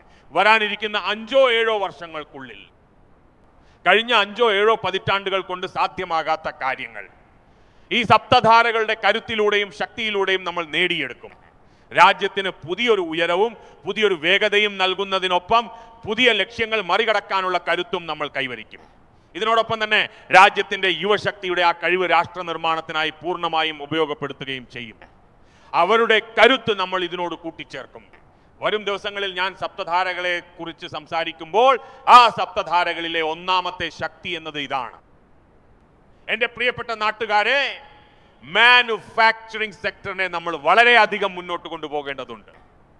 ഉൽപാദനം വർദ്ധിപ്പിക്കുന്നതിനൊപ്പം തന്നെ ചെറിയ ചെറിയ ഭാഗങ്ങൾ മുതൽ വലിയ ഉൽപ്പന്നങ്ങൾ വരെ നമ്മൾ നിർമ്മിക്കേണ്ടതുണ്ട്. വാല്യൂ ചെയിൻ പൂർണ്ണമായും നമ്മുടേതായിരിക്കണം. അതിനായി ആവശ്യമായ എല്ലാ കോമ്പോണന്റുകളും നമ്മൾ തന്നെ നിർമ്മിക്കണം. നമുക്ക് സമ്പൂർണ്ണമായ മാനുഫാക്ചറിങ്ങും അതുപോലെ സമ്പൂർണ്ണമായ ഉൽപ്പന്നങ്ങളും ആവശ്യമാണ്. ഡിസൈൻ മുതൽ മാനുഫാക്ചറിംഗ് വരെ ഭാരതത്തെ ഗ്ലോബൽ സപ്ലൈ ചെയിനിന്റെ ഭാഗമാക്കണം. നമുക്ക് ലോകത്തിന്റെ വിശ്വസനീയ കേന്ദ്രമായി മാറണം. ഇതിനായി 3 കാര്യങ്ങളിൽ പ്രത്യേക ഊന്നൽ നൽകാൻ ഞാൻ ആഗ്രഹിക്കുന്നു. മാനുഫാക്ചറിംഗ് മേഖലയിലുള്ള എൻ്റെ സഹോദരീ സഹോദരന്മാരെ, ഇത് നിങ്ങൾക്കുള്ള സമയമാണ്, വലിയൊരു അവസരമാണ്. ഈ അവസരം കൈവിട്ടു കളയരുത്. ഇതിനായി കോസ്റ്റ്, ക്വാളിറ്റി, സ്കെയിൽ എന്നിവയിൽ ആഗോള മാനദണ്ഡങ്ങൾക്കനുസരിച്ച് നമ്മൾ ഉയരേണ്ടതുണ്ട്. നമ്മുടെ ഫാക്ടറികൾ കൂടുതൽ മത്സരക്ഷമതയുള്ളതാകണം. നമ്മുടെ ഉൽപ്പന്നങ്ങൾ യൂസർ ഫ്രണ്ട്ലി ആകണം. നമ്മുടെ പാക്കേജിംഗ് ലോകമെമ്പാടുമുള്ള ആളുകളെ ആകർഷിക്കുന്നതും മനം കവരുന്നതുമായിരിക്കണം. സീറോ ഡിഫക്ട്, പ്രിസിഷൻ മാനുഫാക്ചറിംഗ് എന്നിവ നമ്മുടെ മുഖമുദ്രയായി മാറണം. ഓരോ മാനുഫാക്ചററോടും ഓരോ സംരംഭകനോടും കൂടാതെ എല്ലാ MSMEകളോടും എനിക്ക് പറയാനുള്ളത്, ആഗോള വിപണിയിൽ നമ്മുടെ അടയാളം വിശ്വാസ്യതയുടെയും ഗുണനിലവാരത്തിന്റെയും അടിസ്ഥാനത്തിലായിരിക്കണം എന്നതാണ്. ക്വാളിറ്റിയുടെ കാര്യത്തിൽ യാതൊരു വിട്ടുവീഴ്ചയും പാടില്ല. അതുകൊണ്ട് തന്നെ ക്വാളിറ്റി ക്വാളിറ്റി ക്വാളിറ്റി എന്നത് നമ്മുടെ മന്ത്രമായി മാറണം. ഇത് മാത്രമായിരിക്കും നമ്മുടെ ആഗോള ബ്രാൻഡ് മൂല്യം വർദ്ധിപ്പിക്കുന്നത്. എൻ്റെ പ്രിയപ്പെട്ട നാട്ടുകാരെ, സപ്തധാരയിലെ രണ്ടാമത്തെ ശക്തി കൃഷിയും ഭക്ഷ്യ ഉൽപാദനവുമാണ്. ഭക്ഷ്യ സംസ്കരണ രംഗത്ത് നമ്മൾ വളരെയധികം മുന്നേറേണ്ടതുണ്ട്. FTA കാരണം നമ്മുടെ കർഷകർക്കായി ഇപ്പോൾ ലോക വിപണികൾ തുറക്കപ്പെട്ടിരിക്കുന്നു. നമുക്ക് വളരെ വലിയൊരു മാർക്കറ്റാണ് ലഭിക്കുന്നത്. നമുക്ക് അവിടെ വരെ എത്തണം. ആ മേഖലകളിൽ നമ്മുടെ സാന്നിധ്യം അറിയിക്കണം. കൃഷിസ്ഥലം മുതൽ കയറ്റുമതി വിപണി വരെ നമ്മൾ വളരേണ്ടതുണ്ട്. നമ്മുടെ പരമ്പരാഗത ഭക്ഷണ പദാർത്ഥങ്ങളാകട്ടെ, ചെറുധാന്യങ്ങളാകട്ടെ, നമ്മുടെ സുഗന്ധവ്യഞ്ജനങ്ങളാകട്ടെ, നമ്മുടെ പഴങ്ങളും പൂക്കളുമാകട്ടെ, എന്താണ് നമുക്കില്ലാത്തത്? ഉള്ളതെല്ലാം ആഗോള ബ്രാൻഡുകളായി മാറണം. നമ്മുടെ കർഷകർ രാസമുക്ത കൃഷിക്ക് കൂടുതൽ കരുത്ത് പകരും. ലോകത്ത് ഇത്തരം ഉൽപ്പന്നങ്ങളുടെ ആവശ്യം ഇനിയും വർദ്ധിക്കാൻ പോവുകയാണ്. ആഗോള മാനദണ്ഡങ്ങൾക്കനുസരിച്ച് എല്ലാ രീതിയിലും മികവ് തെളിയിക്കുന്ന നമ്മുടെ കാർഷിക ഉൽപ്പന്നങ്ങൾ ഉണ്ടെങ്കിൽ നമുക്ക് എളുപ്പത്തിൽ ലോക വിപണിയിലേക്ക് എത്താം. എൻ്റെ സപ്തധാരയിലെ മൂന്നാമത്തെ ശക്തി ടെക്നോളജിയും ഇന്നോവേഷനുമാണ്. എൻ്റെ പ്രിയപ്പെട്ട നാട്ടുകാരെ, ഇന്ന് AI കാലമാണ്. ക്വാണ്ടത്തിൻ്റെയും സ്പേസിൻ്റെയും റോബോട്ടിക്സിൻ്റെയും ഡാറ്റാ സെന്ററുകളുടെയും കാലമാണ്. പൂർണ്ണമായും പുതിയൊരു മേഖലയാണ് തുറക്കപ്പെട്ടിരിക്കുന്നത്. എമേർജിംഗ് ടെക്നോളജി പ്രതിനിമിഷം നമ്മെ വെല്ലുവിളിച്ചുകൊണ്ടിരിക്കുകയുമാണ്. അതുകൊണ്ട് തന്നെ നമ്മുടെ രാജ്യം വെറും ഒരു വിപണി മാത്രമായി മാറാൻ നമ്മൾ അനുവദിക്കരുത്. പകരം നമ്മൾ ഇന്നോവേഷന്റെ ഹബ്ബായി മാറണം. UPI-യിലും ഡിജിറ്റൽ പബ്ലിക് ഇൻഫ്രാസ്ട്രക്ചറിലും നമ്മൾ നമ്മുടെ കരുത്ത് തെളിയിച്ചു കഴിഞ്ഞു, നമ്മുടെ ശക്തി ലോകത്തിന് കാണിച്ചു കൊടുത്തു. ഇനി ഭാരതം അതിന്റെ ഡിജിറ്റൽ പബ്ലിക് ടെക്നോളജി ലോകത്തിന്റെ എല്ലാ കോണുകളിലും എത്തിക്കേണ്ടതുണ്ട്. നെക്സ്റ്റ് ജനറേഷൻ കമ്മ്യൂണിക്കേഷൻ ടെക്നോളജിയിൽ ലോകത്തെ നയിക്കാൻ ഭാരതത്തിന് സാധിക്കണം. മെയ്ഡ് ഇൻ ഇന്ത്യ 6G രാജ്യത്തിന്റെ എല്ലാ മുക്കിലും മൂലയിലും എത്തിച്ചേരണം. ഇതൊരു ലക്ഷ്യമായി കണ്ട് നമ്മൾ ഇതിനായി വേഗത്തിൽ പ്രവർത്തിക്കണം. നമ്മുടെ പ്രയത്നങ്ങൾ ഒട്ടും കുറയാനും പാടില്ല. സപ്തധാരയുടെ 4ാമത്തെ ശക്തിയാണ് ഗതിശക്തി. രാജ്യത്തിനകത്ത് തടസ്സങ്ങളില്ലാത്ത വേഗത്തിലുള്ള കണക്ടിവിറ്റി ഉറപ്പാക്കാൻ ഈ ഗതിശക്തിക്ക് നമ്മൾ ഊന്നൽ നൽകണം. അതുപോലെ തന്നെ നഗരങ്ങളെ ഹൈ സ്പീഡ് റെയിലുകൾ വഴി നമുക്ക് പരസ്പരം ബന്ധിപ്പിക്കേണ്ടതുണ്ട്. നമുക്ക് ആധുനിക ഹൈവേകൾ വേണം, ഇൻലാൻഡ് വാട്ടർ വേകൾ വേണം, എയർപോർട്ടുകൾ വേണം. അതുപോലെ തന്നെ മൾട്ടി മോഡൽ ലോജിസ്റ്റിക് സംവിധാനങ്ങളും നമുക്ക് ആവശ്യമാണ്. നമ്മുടെ തുറമുഖങ്ങൾ വെറും ഒരു സാധനങ്ങൾ ഇറക്കാനും കയറ്റാനുമുള്ള സ്ഥലങ്ങൾ മാത്രമാകരുത്. ലോകത്തിലെ കപ്പലുകൾ വന്ന് നങ്കൂരമിടാനുള്ള ഒരിടം മാത്രമായി അത് ഒതുങ്ങുകയും ചെയ്യരുത്. പോർട്ട് ലെഡ് ഡെവലപ്മെന്റ് ഗ്രോത്തിന്റെ ദിശയിലേക്ക് നമ്മൾ മുന്നേറേണ്ടതുണ്ട്. സപ്തധാരയിലെ നമ്മുടെ 5ാമത്തെ ശക്തി പ്രതിരോധ ശക്തിയാണ്. ശരിക്കും പറഞ്ഞാൽ എല്ലാ അർത്ഥത്തിലും ഈ പ്രതിരോധ ശക്തിക്ക് വലിയ പ്രാധാന്യമാണുള്ളത്. എന്റെ പ്രിയപ്പെട്ട നാട്ടുകാരെ, പ്രതിരോധ മേഖലയിൽ സ്വയം പര്യാപ്തത കൈവരിക്കേണ്ടതിന്റെ പ്രാധാന്യം ഭാരതവും ലോകവും ഇന്ന് ഒരുപോലെ തിരിച്ചറിഞ്ഞിരിക്കുകയാണ്. ഇതല്ലാതെ നമുക്ക് മുന്നിൽ മറ്റു വഴികളൊന്നുമില്ല. ലോകം മുഴുവൻ സ്വന്തം താല്പര്യങ്ങളെ കുറിച്ച് മാത്രം ചിന്തിക്കുമ്പോൾ ഭാരതത്തിന് വെറും ഒരു വിപണിയായി മാത്രം തുടരാൻ കഴിയില്ല. പ്രതിരോധ മേഖലയിൽ നാം സ്വയം പര്യാപ്തത നേടിയേ മതിയാകൂ. നെക്സ്റ്റ് ജനറേഷൻ ഡിഫൻസ് ടെക്നോളജി വികസിപ്പിച്ചുകൊണ്ട് ലോകത്തിന് തന്നെ പ്രതിരോധ സാമഗ്രികൾ എത്തിച്ചു നൽകുന്ന ഒരു ഗ്ലോബൽ സപ്ലയർ ആകുക എന്ന ലക്ഷ്യത്തോടെയാണ് നാം മുന്നോട്ട് പോകേണ്ടത്. നമ്മൾ ഡ്രോൺ കൗണ്ടർ ഡ്രോൺ സിസ്റ്റങ്ങൾ വികസിപ്പിക്കേണ്ടതുണ്ട്. ഒപ്പം ഹൈപ്പർസോണിക് ഡിഫൻസ് ടെക്നോളജീസിൽ നേതൃസ്ഥാനം നമ്മൾ ഏറ്റെടുക്കണം. അതോടൊപ്പം തന്നെ ഇന്ന് ഓരോ വീട്ടിലും വലിയൊരു വെല്ലുവിളിയായി മാറിക്കൊണ്ടിരിക്കുന്ന സൈബർ സുരക്ഷയുടെ കാര്യത്തിലും നമ്മൾ ശ്രദ്ധിക്കണം. അതും പ്രതിരോധത്തിന്റെ ഒരു മേഖലയാണ്. നമ്മുടെ യുവാക്കളുടെ കാര്യക്ഷമത രാജ്യത്തിനും ലോകത്തിനും വേണ്ടി പ്രയോജനപ്പെടുത്താൻ ഇതിലൂടെ നമുക്ക് സാധിക്കും. നമ്മുടെ സപ്തധാരയിലെ 6ാമത്തെ ശക്തി ഗ്രീൻ ഇക്കോണമിയും ബ്ലൂ ഇക്കോണമിയുമാണ്. ഇത് പരിസ്ഥിതി സൗഹൃദമായ പുതിയ തൊഴിലവസരങ്ങൾ സൃഷ്ടിക്കാനും സഹായിക്കുന്നു. Green hydrogen, renewable energy storage, green mobility തുടങ്ങിയ മേഖലകളിലും നമ്മൾ വലിയ മുന്നേറ്റം നടത്തേണ്ടതുണ്ട്. ആഗോളതലത്തിൽ ഗ്രീൻ മാനുഫാക്ചറിംഗ് എന്ന ലക്ഷ്യം നമ്മൾ നേടിയെടുക്കുക തന്നെ ചെയ്യും. ലോകം മുഴുവൻ ഗ്ലോബൽ വാർമിങ്ങിനെ കുറിച്ച് ചർച്ച ചെയ്തുകൊണ്ടിരിക്കുമ്പോൾ നമ്മൾ അതിനുള്ള പരിഹാര മാർഗങ്ങൾ തേടിക്കൊണ്ടിരിക്കുകയാണ്. പ്രശ്നങ്ങൾക്ക് പരിഹാരം കാണാൻ ഭാരതത്തിന് സാധിക്കുന്നുണ്ട്. ഭാരതം ഇന്ന് വലിയൊരു ഗ്രീൻ മൂവ്മെന്റിന്റെ കരുത്തുമായാണ് മുന്നോട്ട് പോകുന്നത്. അതുപോലെ തന്നെ ബ്ലൂ ഇക്കോണമിയിലും ഭാരതത്തിന് വലിയ സാധ്യതകളുണ്ട്. നമുക്ക് വിശാലമായ കടൽ തീരമുണ്ട് എന്നതും ബ്ലൂ ഇക്കോണമിയുടെ സാധ്യതകൾ വർദ്ധിപ്പിക്കുന്നു. മത്സ്യബന്ധനം, കോസ്റ്റൽ ടൂറിസം, ഓഷ്യൻ ടെക്നോളജി എന്നിങ്ങനെ നമുക്ക് മുന്നേറാൻ സാധിക്കുന്ന എത്രയോ മേഖലകൾ ഈ രംഗത്തുണ്ട്. എൻ്റെ പ്രിയപ്പെട്ട നാട്ടുകാരെ, ഭാരതം സപ്തധാരയെ കുറിച്ച് സംസാരിക്കുമ്പോൾ നമ്മുടെ 7ാമത്തെ ധാരയ്ക്ക് ലോകത്തിന് മുന്നിൽ അതിൻ്റെതായ ഒരു പ്രത്യേക പ്രാധാന്യമുണ്ട്. അതാണ് ഭാരതത്തിന്റെ സോഫ്റ്റ് പവർ. ഭാരതത്തിന്റെ സോഫ്റ്റ് പവറിന്റെ കരുത്ത് എന്നത് ഇന്ന് യോഗയിലൂടെ ലോകത്തെ മുഴുവൻ ഭാരതവുമായി ചേർത്തു നിർത്തിയിരിക്കും. യോഗ ഇന്ന് ലോകത്തിന് ഒരു ഊർജമായി മാറിക്കൊണ്ടിരിക്കുകയാണ്. ഒപ്പം ഭാരതത്തിന് മേലുള്ള വിശ്വാസം വർദ്ധിപ്പിക്കാനുള്ള ഒരു വലിയ കാരണം കൂടിയായി ഇത് മാറുകയാണ്. ഭാരതത്തിന് വിശ്വാസ കേന്ദ്രങ്ങളുണ്ട്, ആയുർവേദത്തിന്റെ പാരമ്പര്യമുണ്ട്. ഭാരതത്തിൽ ഒരു ഹോളിസ്റ്റിക് ഹെൽത്ത് കെയർ സംവിധാനം നിലനിൽക്കുന്നുണ്ട്. ഈ ഭാരതത്തിൽ ഹീൽ ഇൻ ഇന്ത്യ എന്ന മുന്നേറ്റം നമുക്ക് ഉണ്ടാക്കിയെടുക്കാൻ സാധിക്കും. നമ്മുടെ ഈ കഴിവുകളെ ലോകത്തിന് മുന്നിൽ എത്തിക്കാൻ നമുക്ക് കഴിയും. അത് കരകൗശലമായാലും ശരി, സംസ്കാരമായാലും, നമ്മുടെ സിനിമകളായാലും, ഇനി നമ്മുടെ creative world, VFX, animation, gaming അല്ലെങ്കിൽ ഡിജിറ്റൽ കണ്ടന്റ് എന്നിവയിലായാലും ശരി, ഈ ക്രിയേറ്റീവ് ലോകത്ത് ഭാരതത്തിന് സ്വന്തം പ്രതാപം തെളിയിക്കാൻ സാധിക്കും. നമുക്ക് അതിനെ ഒരു ആഗോള കരുത്തായി വികസിപ്പിക്കേണ്ടതുണ്ട്. ഇന്ന് ഭാരതം വേവ് സമിറ്റിന് വലിയ പ്രാമുഖ്യമാണ് നൽകിയിരിക്കുന്നത്.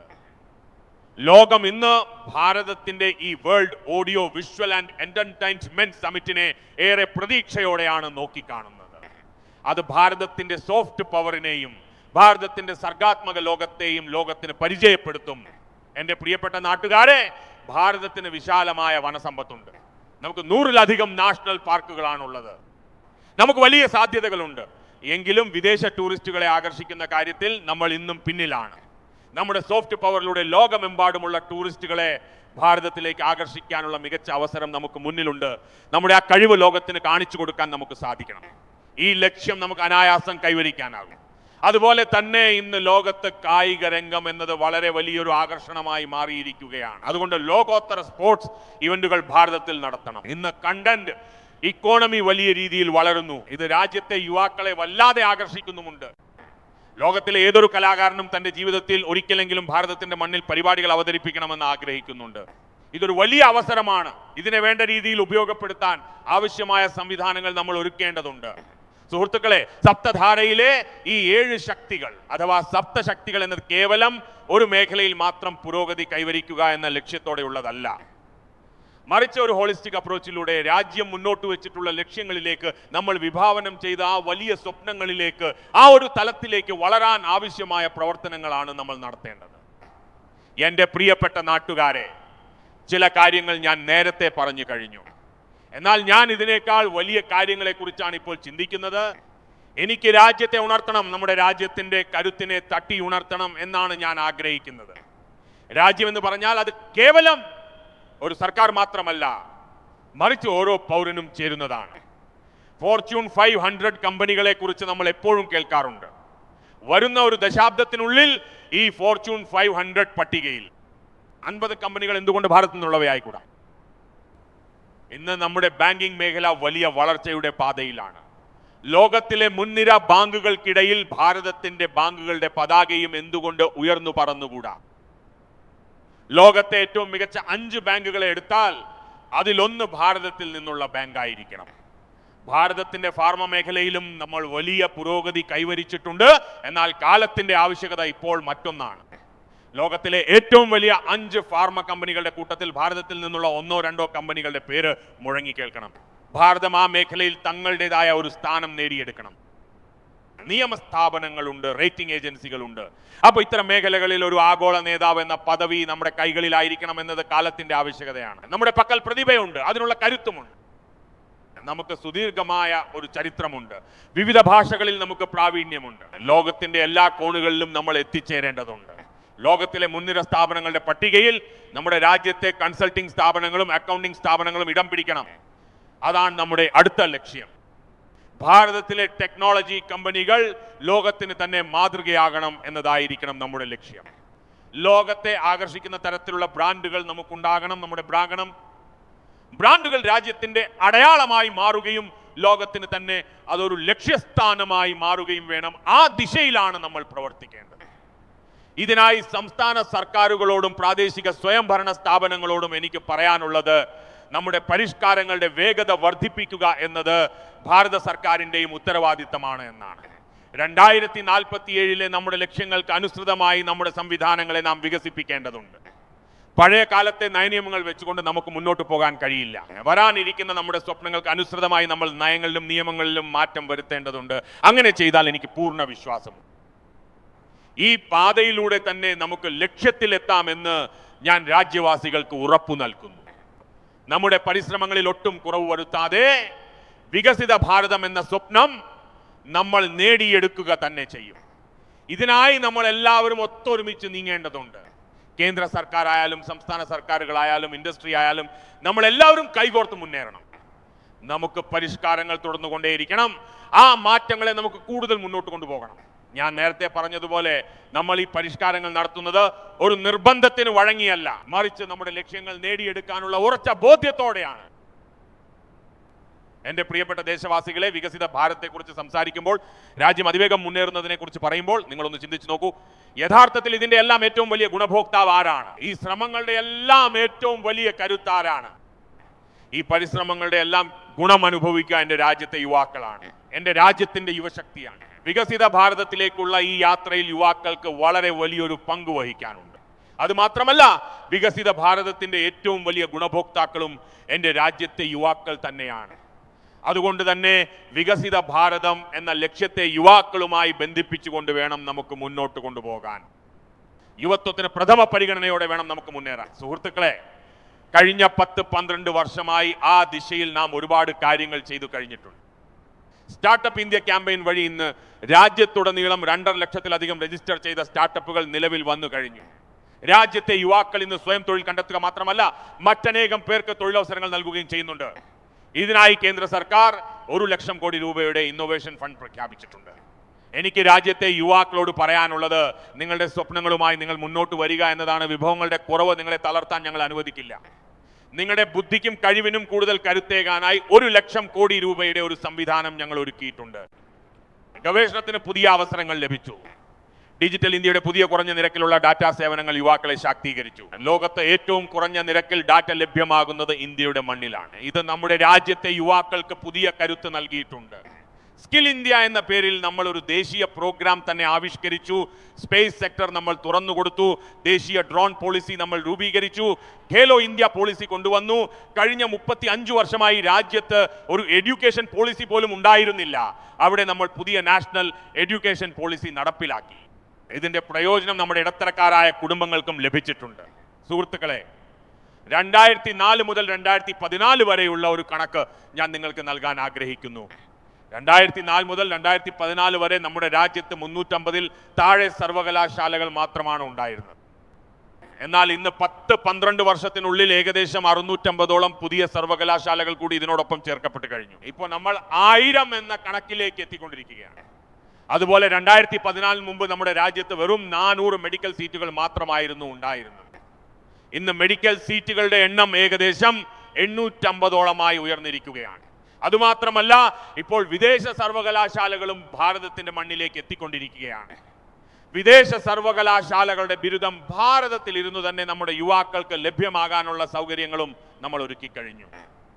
നമ്മുടെ രാജ്യത്തെ യുവ മനസ്സുകൾ കുട്ടിക്കാലം മുതൽക്കേ ടെക്നോളജിയോട് ആകൃഷ്ടരാകണമെന്ന ലക്ഷ്യത്തോടെയാണ് നമ്മൾ ഇന്ന് പ്രവർത്തിക്കുന്നത്.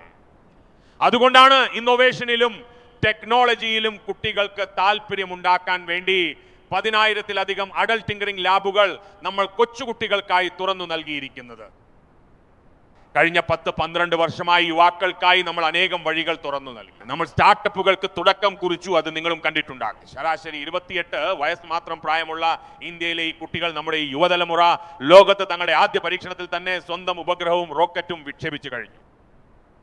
സുഹൃത്തുക്കളെ, ഇതൊരു വലിയ കാര്യമാണ്. ഇന്ന് രാജ്യത്ത് ഏകദേശം 2.5 ലക്ഷത്തിലധികം രജിസ്റ്റർ ചെയ്ത സ്റ്റാർട്ടപ്പുകൾ പ്രവർത്തിക്കുന്നുണ്ട്. അതുപോലെ കഴിഞ്ഞ ദിവസങ്ങളിൽ നമ്മൾ ഒരു AI ഇമ്പാക്ട് സമിറ്റും സംഘടിപ്പിക്കുകയുണ്ടായി. AI-യുടെ വളർച്ച ഇന്ന് അതിവേഗം വർദ്ധിച്ചുകൊണ്ടിരിക്കുകയാണ്. ചെങ്കോട്ടയിൽ നിന്ന് രാജ്യത്തെ യുവാക്കൾക്കായി ഒരു സുപ്രധാന പ്രഖ്യാപനം നടത്താൻ ഞാൻ ആഗ്രഹിക്കുന്നു. വരാനിരിക്കുന്ന ഒരു വർഷത്തിനുള്ളിൽ 1 കോടി യുവാക്കൾക്ക് AI സ്കില്ലുകളിൽ പരിശീലനം നൽകാൻ നമ്മൾ തീരുമാനിച്ചിരിക്കുകയാണ്. നമ്മുടെ രാജ്യത്തെ യുവാക്കൾക്ക് AI-യുടെ ലോകത്തും നേതൃത്വം നൽകാനുള്ള പ്രാപ്തി ഉണ്ടാക്കാൻ വേണ്ടിയാണ് ഇത് ചെയ്യുന്നത്. എൻ്റെ സുഹൃത്തുക്കളെ, ബയോ ഇക്കോണമി എന്നത് വളരെ പുതിയൊരു മേഖലയാണ്. 2014 മുമ്പ് ഒരു കാലമുണ്ടായിരുന്നു. അന്ന് വെറും 60,000 കോടി രൂപയുടെ ബയോ ഇക്കോണമി ഇടപാടുകൾ മാത്രമാണ് നടന്നിരുന്നത്. എൻ്റെ രാജ്യത്തെ യുവാക്കളെ, നിങ്ങൾ എന്തൊരു അത്ഭുതമാണ് പ്രവർത്തിച്ചിരിക്കുന്നത് എന്ന് നോക്കൂ. നയങ്ങൾ ശരിയാകുമ്പോഴും ലക്ഷ്യം വ്യക്തമാകുമ്പോഴും ബയോ ഇക്കോണമി മേഖലയിൽ രാജ്യത്തിന്റെ യുവശക്തിക്ക് തങ്ങളുടെ കഴിവ് എങ്ങനെ തെളിയിക്കാൻ കഴിയുമെന്ന് നിങ്ങൾ കാണിച്ചു തന്നു.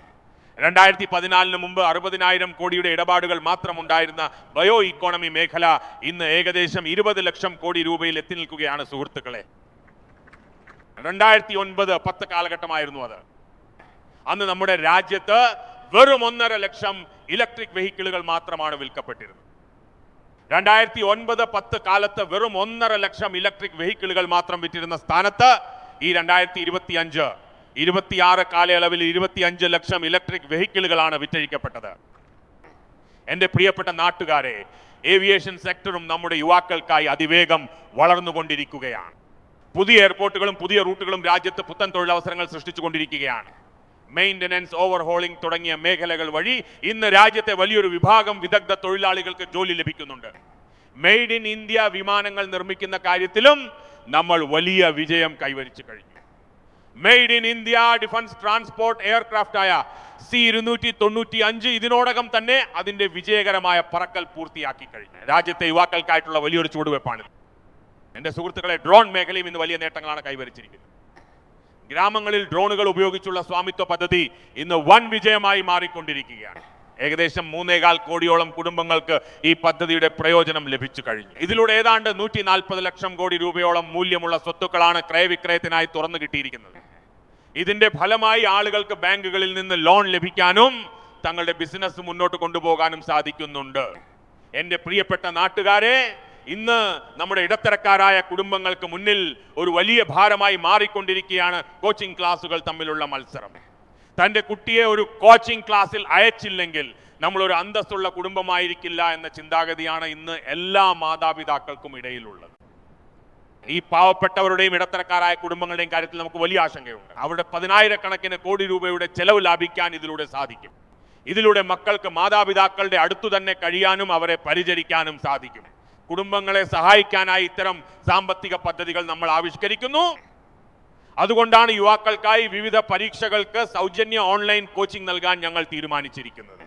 നമുക്ക് ഡിജിറ്റൽ പബ്ലിക് ഇൻഫ്രാസ്ട്രക്ചർ ഉണ്ട്, മികച്ച കഴിവുള്ള യുവാക്കളും അധ്യാപകരുമുണ്ട്. ഈ വിഭവങ്ങളെല്ലാം കോർത്തിണക്കിക്കൊണ്ട് രാജ്യത്തെ യുവാക്കൾക്ക് സൗജന്യ കോച്ചിംഗ് നൽകുന്നതിനായി ഒരു വലിയ ശൃംഖല തന്നെ നമ്മൾ സജ്ജമാക്കാൻ പോവുകയാണ്. എൻ്റെ പ്രിയപ്പെട്ട നാട്ടുകാരെ, ഞാൻ എപ്പോഴും പറയാറുള്ളത് പോലെ, ആര് കളിക്കുന്നുവോ അവർ ശോഭിക്കുന്നു, ആര് കളിക്കുന്നുവോ അവർ വികസിക്കുന്നു എന്ന് ഞാൻ പറയുമ്പോൾ അതുകൊണ്ട് ഞാൻ അർത്ഥമാക്കുന്നത് മറ്റൊന്നുമല്ല. എൻ്റെ പ്രിയപ്പെട്ട നാട്ടുകാരെ, ഇന്ന് കായിക ലോകത്ത് ഭാരതം തനതായ ഒരു ഇടം കണ്ടെത്തിക്കൊണ്ടിരിക്കുകയാണ്. ഇന്ന് കായിക വേദികളിലെ പോഡിയത്തിൽ ഭാരതത്തിന്റെ ദേശീയ ഗാനം മുഴങ്ങുന്നത് നമുക്ക് കേൾക്കാൻ സാധിക്കുന്നുണ്ട്. നമ്മുടെ ദേശീയ ഗാനം മുഴങ്ങുന്നു. കൂടാതെ ഭാരതത്തിന്റെ ദേശീയ പതാകയായ ത്രിവർണ്ണ പതാക അവിടെ വാനോളം ഉയർന്നു പറക്കുന്ന കാഴ്ചയും ഇന്ന് നമുക്ക് കാണാൻ സാധിക്കുന്നുണ്ട്. ടോപ്സ് പദ്ധതി വലിയ വിജയം കൈവരിച്ചിരിക്കുകയാണ്. Khelo India games, university games, winter games, beach games, sports infrastructure, sports coaching, sports medicine, sports nutrition എന്നിങ്ങനെ ഈ മേഖലകളിലെല്ലാം പ്രാവീണ്യം നേടുന്നതിലേക്ക് ഭാരതം ഇപ്പോൾ മുന്നേറിക്കൊണ്ടിരിക്കുകയാണ്. നമ്മുടെ യുവാക്കൾക്ക് മുന്നിൽ ഇത് തികച്ചും പുതിയൊരു മേഖലയാണ് തുറന്നിടുന്നത്. ഒരാൾക്ക് കായിക താരമാകാൻ കഴിഞ്ഞില്ലെങ്കിൽ പോലും അതിൻ്റെ സപ്പോർട്ട് സിസ്റ്റത്തിൽ അവർക്കായി വലിയൊരു തൊഴിൽ മേഖല ഇന്ന് തുറക്കപ്പെടുന്നുണ്ട്. കായിക ലോകത്ത് ഭാരതത്തിന്റെ പ്രകടനം മെച്ചപ്പെട്ടുകൊണ്ടിരിക്കുകയാണ്. 2036 ഒളിമ്പിക്സ് ആതിഥേയത്വം വഹിക്കാനുള്ള ശക്തമായ അവകാശിയായി നമ്മൾ ഇന്ന് മുന്നേറുകയാണ്. അതുപോലെ 2030 കോമൺവെൽത്ത് ഗെയിംസിനും ഭാരതം ആതിഥേയത്വം വഹിക്കാൻ പോകുകയാണ്. എൻ്റെ സുഹൃത്തുക്കളെ, കായിക ലോകത്തെ ഏറ്റവും വലിയ മാമാങ്കമായ ഒളിമ്പിക്സിൽ 40ഓളം വിവിധ ഇനം കായിക ഇനങ്ങളുണ്ട്. കൂടാതെ ഏകദേശം 325 350 മത്സരങ്ങളാണ് ഒളിമ്പിക്സിൽ നടക്കാറുള്ളത്. എൻ്റെ പ്രിയപ്പെട്ട നാട്ടുകാരെ, എൻ്റെ യുവ സുഹൃത്തുക്കളെ, ഇത് കേൾക്കുമ്പോൾ നിങ്ങൾക്ക് തീർച്ചയായും വിഷമം തോന്നും. ഈ കാര്യത്തിൽ ഞാൻ നിങ്ങളെ വെല്ലുവിളിക്കുകയാണ്, ഒപ്പം നിങ്ങളുടെ സഹായം അഭ്യർത്ഥിക്കുകയുമാണ്. ഒളിമ്പിക്സിലെ 325ഓളം വരുന്ന മത്സരങ്ങളിൽ 2 കായിക ഇനങ്ങളിലും ഭാരതം എവിടെയുമില്ല എന്നതാണ് സത്യം. അവിടെ നമ്മുടെ സാന്നിധ്യമില്ല, നമ്മൾ ക്വാളിഫൈ ആകുന്നു പോലുമില്ല. അതുകൊണ്ട് 2036 നടക്കാൻ പോകുന്ന ഒളിമ്പിക്സിന് ഭാരതം വേദിയാകണമെന്ന് നമ്മൾ തീരുമാനിച്ചിരിക്കുകയാണ്. അതെ, 2036 തന്നെ ഇന്ന് ഭാരതം പങ്കെടുക്കാത്ത കായിക ഇനങ്ങളിലും ഭാരതം യോഗ്യത നേടാത്ത മത്സരങ്ങളിലും നമ്മുടെ സാന്നിധ്യമില്ലാത്ത മേഖലകളിലും ഇനിയും 3/4 ഭാഗത്തോളം അവസരങ്ങൾ നമ്മളെ കാത്തിരിക്കുകയാണ്. ഭാരതം ഇതിന് പ്രത്യേക ഊന്നൽ നൽകും. ഇതിനായി ടാലന്റ് ഹണ്ട് എന്നൊരു ക്യാമ്പയിൻ തന്നെ ആരംഭിക്കാൻ നമ്മൾ ആഗ്രഹിക്കുന്നു. 2036 നമുക്ക് മികച്ച കായിക താരങ്ങളെ ആവശ്യമുണ്ടെങ്കിൽ ഇന്ന് 5ഉം 10ഉം 15ഉം വയസ്സുള്ള നമ്മുടെ യുവാക്കളിലും ആൺകുട്ടികളിലും പെൺകുട്ടികളിലും നമ്മൾ പ്രത്യേക ശ്രദ്ധ കേന്ദ്രീകരിക്കേണ്ടതുണ്ട്. അതുകൊണ്ട് തന്നെ 5 മുതൽ 15 വയസ്സ് വരെയുള്ള കുട്ടികളിലെ കായിക പ്രതിഭകളെ കണ്ടെത്താനായി ഓരോ ഗ്രാമങ്ങളിലും നഗരങ്ങളിലും സ്കൂളുകളിലും നമ്മൾ തിരച്ചിൽ നടത്തും. ഒരു ടാലന്റ് ഹണ്ട് ക്യാമ്പയിൻ തന്നെ ഇതിനായി ആവിഷ്കരിച്ച് നടപ്പിലാക്കും. കുട്ടികളിലെ കായിക പ്രതിഭകളെ കണ്ടെത്തി അവർക്ക് പ്രത്യേക പരിശീലനം നൽകുന്നതിലൂടെ രാജ്യത്തിനായി കളിക്കുന്ന മികച്ച കായിക താരങ്ങളെ നമ്മൾ വാർത്തെടുക്കും. എൻ്റെ പ്രിയപ്പെട്ട യുവാക്കളെ, ഇന്ന് നമ്മുടെ രാജ്യത്തിന് മുന്നിലും നമ്മുടെ യുവജനങ്ങൾക്ക് മുന്നിലും ലഹരി എന്നത് വളരെ വലിയൊരു പ്രതിസന്ധിയായി മാറിക്കൊണ്ടിരിക്കുകയാണ്. ലഹരി മുക്ത ഭാരതം എന്നത് നമ്മൾ ഏവരുടെയും കൂട്ടായ ഉത്തരവാദിത്തമായി മാറണം. നമ്മുടെ ശോഭനമായ ഭാവിക്ക് വേണ്ടി നമ്മുടെ യുവതലമുറ കരുത്തുറ്റവരാകട്ടെ. നമ്മുടെ യുവജനങ്ങളുടെ കരുത്ത് രാജ്യത്തിന് ഉപകരിക്കണം. അതിനായി ലഹരിമുക്ത ഭാരതം എന്ന ലക്ഷ്യത്തോടെ കഴിഞ്ഞ ദിവസങ്ങളിൽ മൈ ഭാരത് വോളണ്ടിയർമാരും രാജ്യത്തെ NGOകളും വിവിധ സാമൂഹിക സാംസ്കാരിക സംഘടനകളും ആത്മീയ നേതാക്കളും എല്ലാം ചേർന്ന് ലഹരിമുക്ത ഭാരതത്തിനായി 100 ആഴ്ച നീണ്ടു നിൽക്കുന്ന ഒരു പരിപാടിക്ക് രൂപം നൽകിയിട്ടുണ്ട്. 100 ആഴ്ചയോളം ഈ ഒരു ക്യാമ്പയിൻ തുടർച്ചയായി നടക്കും. ഓരോ കുടുംബത്തോടും എനിക്ക് പറയാനുള്ളത്, നിങ്ങളും ഈ ക്യാമ്പയിന്റെ ഭാഗമാകണം, ഇതിനോടൊപ്പം ചേരണമെന്നാണ്. ഒപ്പം ലഹരി മുക്ത ഭാരതം എന്ന രാജ്യത്തിന്റെ സ്വപ്നം സാക്ഷാത്കരിക്കാനായി നിങ്ങൾ ഇന്ന് മുന്നോട്ട് വന്നിരിക്കുകയാണ്. എൻ്റെ പ്രിയപ്പെട്ട നാട്ടുകാരെ, 21ാം നൂറ്റാണ്ടിൽ ദശാബ്ദങ്ങളായുള്ള വെല്ലുവിളികളെ ഇല്ലാതാക്കുക എന്നത് അത്യന്താപേക്ഷിതമാണ്. നക്സലിസവും മാവോയിസവും ലക്ഷക്കണക്കിന് യുവാക്കളുടെ ഭാവി തകർത്തു കളഞ്ഞു. നിരവധി അമ്മമാരുടെ കൺമണികളായ മക്കളെ തട്ടിയെടുത്ത് അവരുടെ ജീവിതം തന്നെ നശിപ്പിച്ചു കളഞ്ഞു. അങ്ങനെ മാതാപിതാക്കളുടെ സ്വപ്നങ്ങളെല്ലാം ഈ നക്സലിസം തകർത്തെറിഞ്ഞു. 4 പതിറ്റാണ്ടുകളോളം നമ്മുടെ ഹിന്ദുസ്ഥാന്റെ വലിയൊരു ഭാഗത്തെയും വലിയൊരു ജനവിഭാഗത്തെയും തോക്കിൻ മുനയിൽ നിർത്തിക്കൊണ്ട് ഈ നക്സൽവാദം വരിഞ്ഞു മുറുക്കിയിരുന്നു. അവർ ഭരണഘടനയെ കാറ്റിൽ പറത്തുകയും രാജ്യത്തെ സാധാരണ പൗരന്മാരുടെ സുരക്ഷയ്ക്കായി നിലകൊണ്ട 3500-ലധികം പോലീസ് സുരക്ഷാ സേനാംഗങ്ങളുടെ ജീവൻ അപഹരിക്കുകയും ചെയ്തു. ഒരു യുദ്ധത്തിൽ എത്ര സൈനികർ കൊല്ലപ്പെടുന്നുവോ അതിനേക്കാൾ അധികം പേരാണ് ഇവിടെ രക്തസാക്ഷികളായത്. രാജ്യത്തെ സാധാരണക്കാർക്ക് സുരക്ഷ ഉറപ്പാക്കാൻ നമ്മുടെ പോലീസ് ജവാന്മാർക്ക് സ്വന്തം ജീവൻ പണയപ്പെടുത്തേണ്ടി വന്നു.